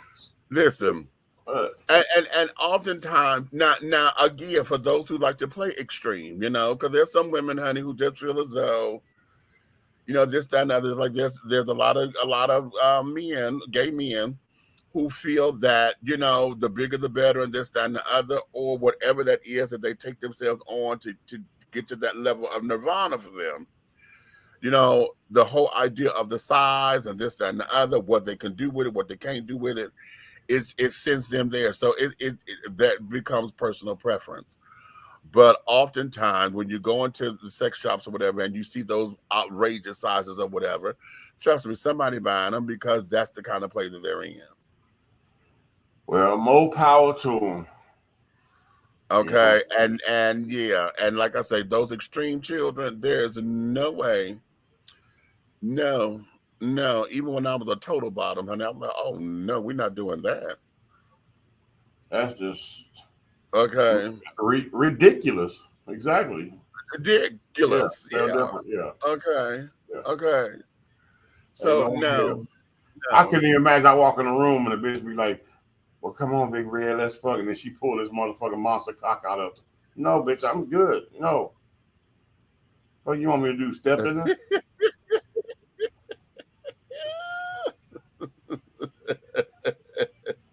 Basically. Okay. Step into the bad side, honey. I'm not even gonna do that. And but matter of fact, I like my hot pockets kind of motherfucking mostly sealed up and shit, you know, so I'm not gonna eat that either. So yeah, a hot pocket is not fun, but it's busting in the sides. You go down there soon to do the lick, you go, and the shit got an echo.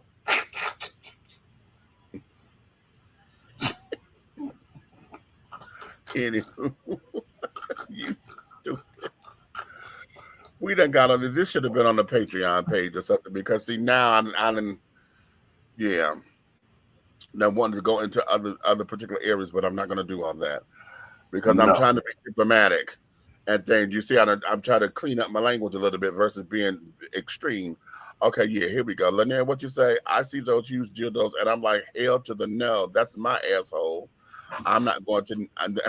I'm going to need that later. You know what? I said, yeah, but Lanier, now you know that those children who are able to use those particular kind of toys or whatever, and still get, you know, they still get themselves back intact, you know, because they're able to use, you know, to use muscle exercises and carrying on. They take sitz baths and things, because after that kind of play, you have to go sit in some warm water and stuff so everything can contract, you know, and go back to normal some kind of way. So yeah, one of my play toys, honey, he loved those the long ones. You know, he had one that we played with or whatever, and yeah, but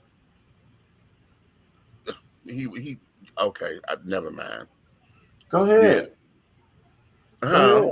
What, are you scared? No. Okay. No. Well, no. Don't punk out loud. No, I would. It sounded like you stuttering. What you say? Because I was, nigga. What?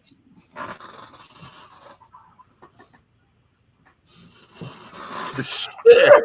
Trying to call me out. Yes, the hell yeah, I got tongue tag, goddamn it, because I'm trying to be cute.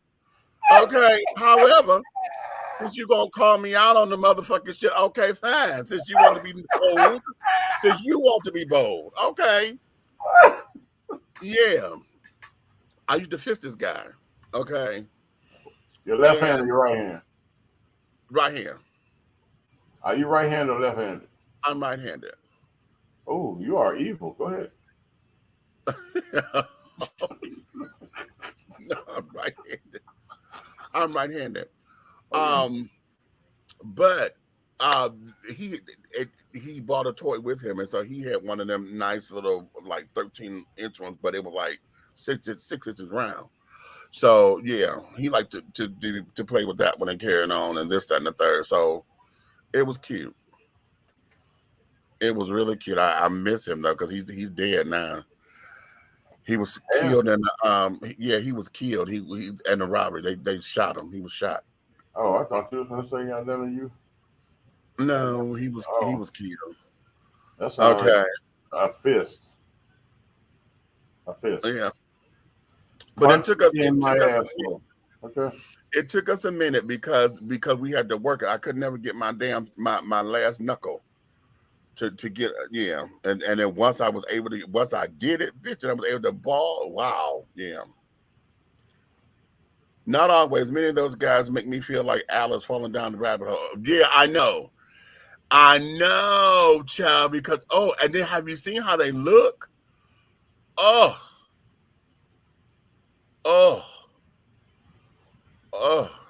It just, oh my God. And to give you the visual, it's just like when you deal with the woman who's had too many kids and they just look woe out. Oh, you talking about the pussies that look like a sideways motherfucking Philly cheese with no. Hello, yes. What the fuck is that? Yeah, you be like, yeah, you know what I'm saying? You be talking to the pussy, you be like, what the fuck is that? And it talk back, oh, I'm just hanging out. I'm just hanging out.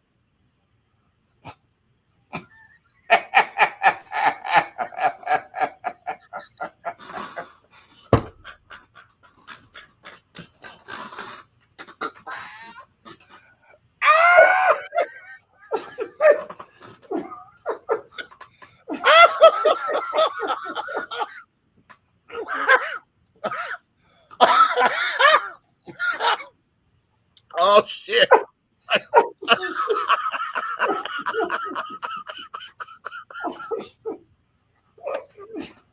Ooh. My God, today. Wait a minute, I was not ready. Oh shit. Okay. Oh shit.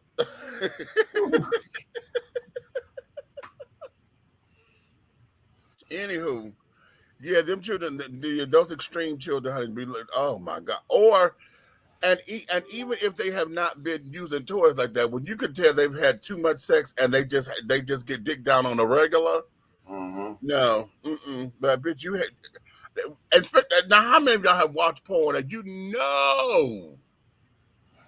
know this child should be making some kind of noise, some kind of. Now let me tell you something that I didn't experience till I didn't experience this. I've experienced the actual situation, but I didn't experience this type of thing until I moved to ATL. It's a beautiful girl too. She was a dancer or something, whatever she was A100 every day, flawless. Okay, all right, right.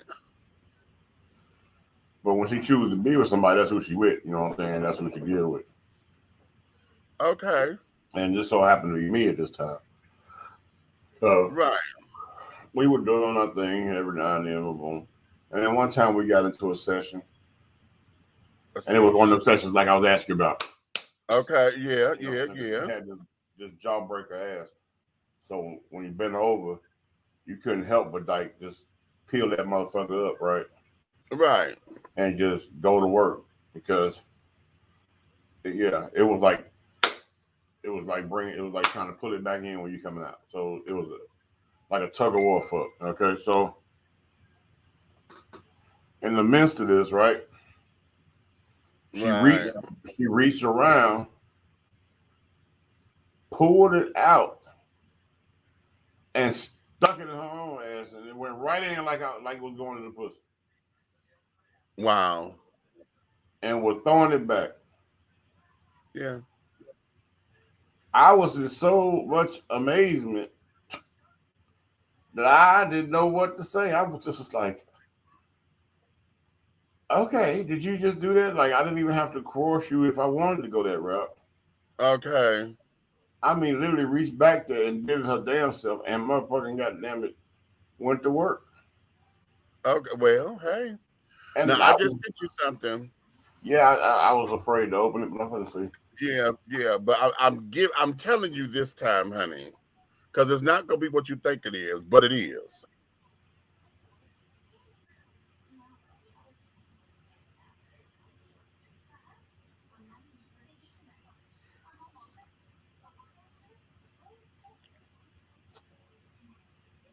Oh yeah.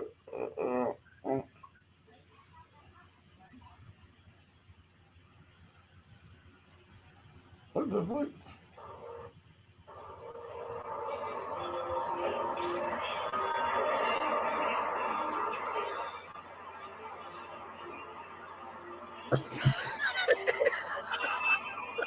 What the fuck?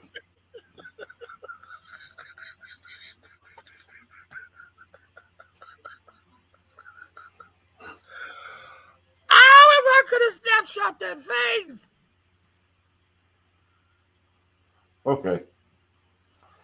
I'm gonna beat your ass in the meeting tomorrow. All right. If I could have snapshot that face, that was everything.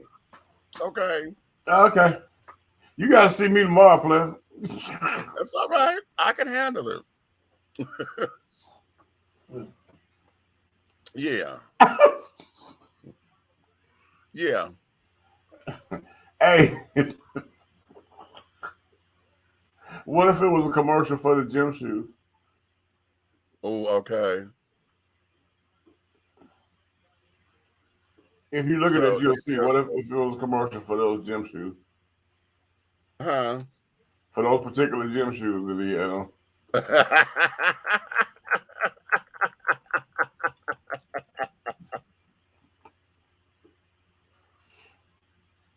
Anywho.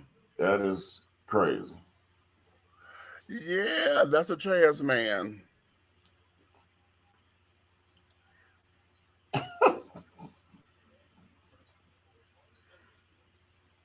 That is crazy. Okay.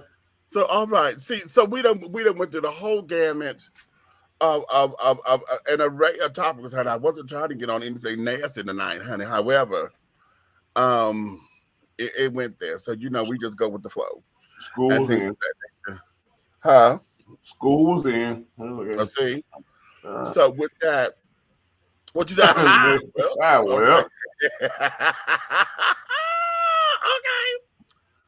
Wait a minute. What you say? They need a smaller rabbit because the one out there moves exactly the way I want, but it's too big. Oh, okay. I don't know if they come. You know what? Now that's interesting. Because the rabbit is. I only think they come in one size. Groove. I think they only come in one size, but. You may want to try a bullet, the little bullet or whatever, because I know those work. The bullets are fabulous. Okay. Hey, you know what? And when I used to throw those particular parties, yeah. I used to be able to order the bullets, a box of bullets, and they individually wrapped like candy. Yeah. And I put them in candy dishes around. Cute. So when you come in, you can get your bullet out of the candy dish. So you take a bunch of colorful condoms and bullets and throw it in the candy dishes. Right. So if you're looking for good music to go with your fun, honey, One Way, new old school music, and the Temptation 60 album. Okay. Girl, you've been pushing this music. Groove is gonna give us the playlist, honey. Okay. But that's cute though. That's cute. That's real cute. But all right. Listen, we're gonna let y'all go. I didn't play any of the commercials today because, child, okay, yeah, this is one of those particular kind of shows, and it's a laid back Saturday. And I'm kind of glad that it is because yesterday was real heavy. Today we just needed just a little laid backness or whatever, just to sit down and to, even though it started off heavy on the top, but most of us like top heavy shit, right? Anyway.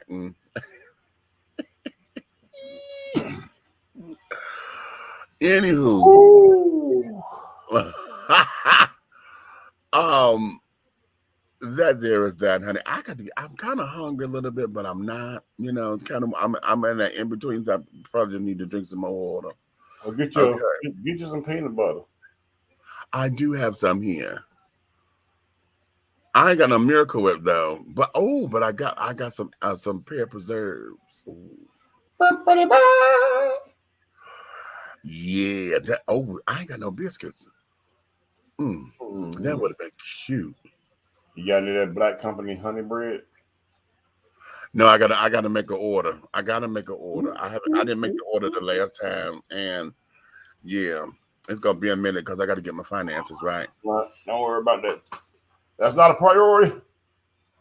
No, not yet. I tried to call Kroger to find out how we can get them into the Kroger stores or whatever, but they said that the company got to call Kroger to become a vendor.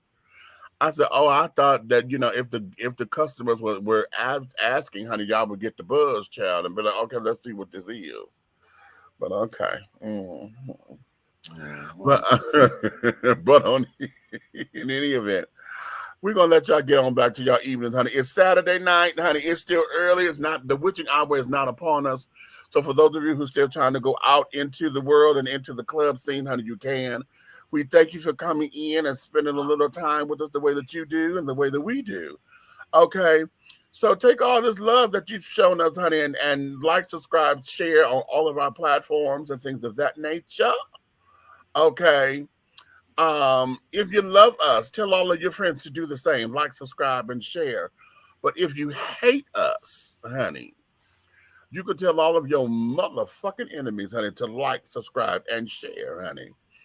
Because everything that we do over here at Dishing Tea with Big Meech, at Let's Talk Without Nick and Alo Nana, honey, at Atlanta Hot Radio, and Royal Extensions, and everything that we have up under the Hardway Syndicate, all of our companies and businesses and things of that nature, honey, everything that we're doing in any way, shape, style, form, or fashion, honey, will move forward, darlings.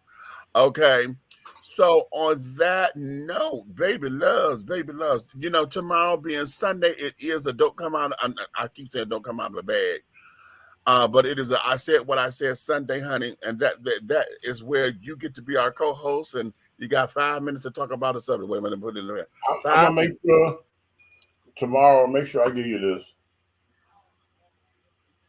ring for a big dick. Okay. All right. That's gonna go on your king ring. I know. Okay. That'll come in handy. Oh. Yeah. Okay. I'm gonna need that. Okay. I'm gonna need that for real, honey. Cause have a little fun. But anyway, on that note, honey, you may finish all of your cups, my darling, because the tea has been dished and you've been dishing tea, darling, with Big Meech. And the big guy ally over here, that's the big red fella. In the absence of Aunt Nikki, honey, we appreciate you, we adore you, we love you, and things of that nature. Come on back with us tomorrow or the next time, honey, and we will have more stuff to sit down and to dish tea about, honey. So, darlings, you've been dishing tea with Big Meech, honey. Okay, so how?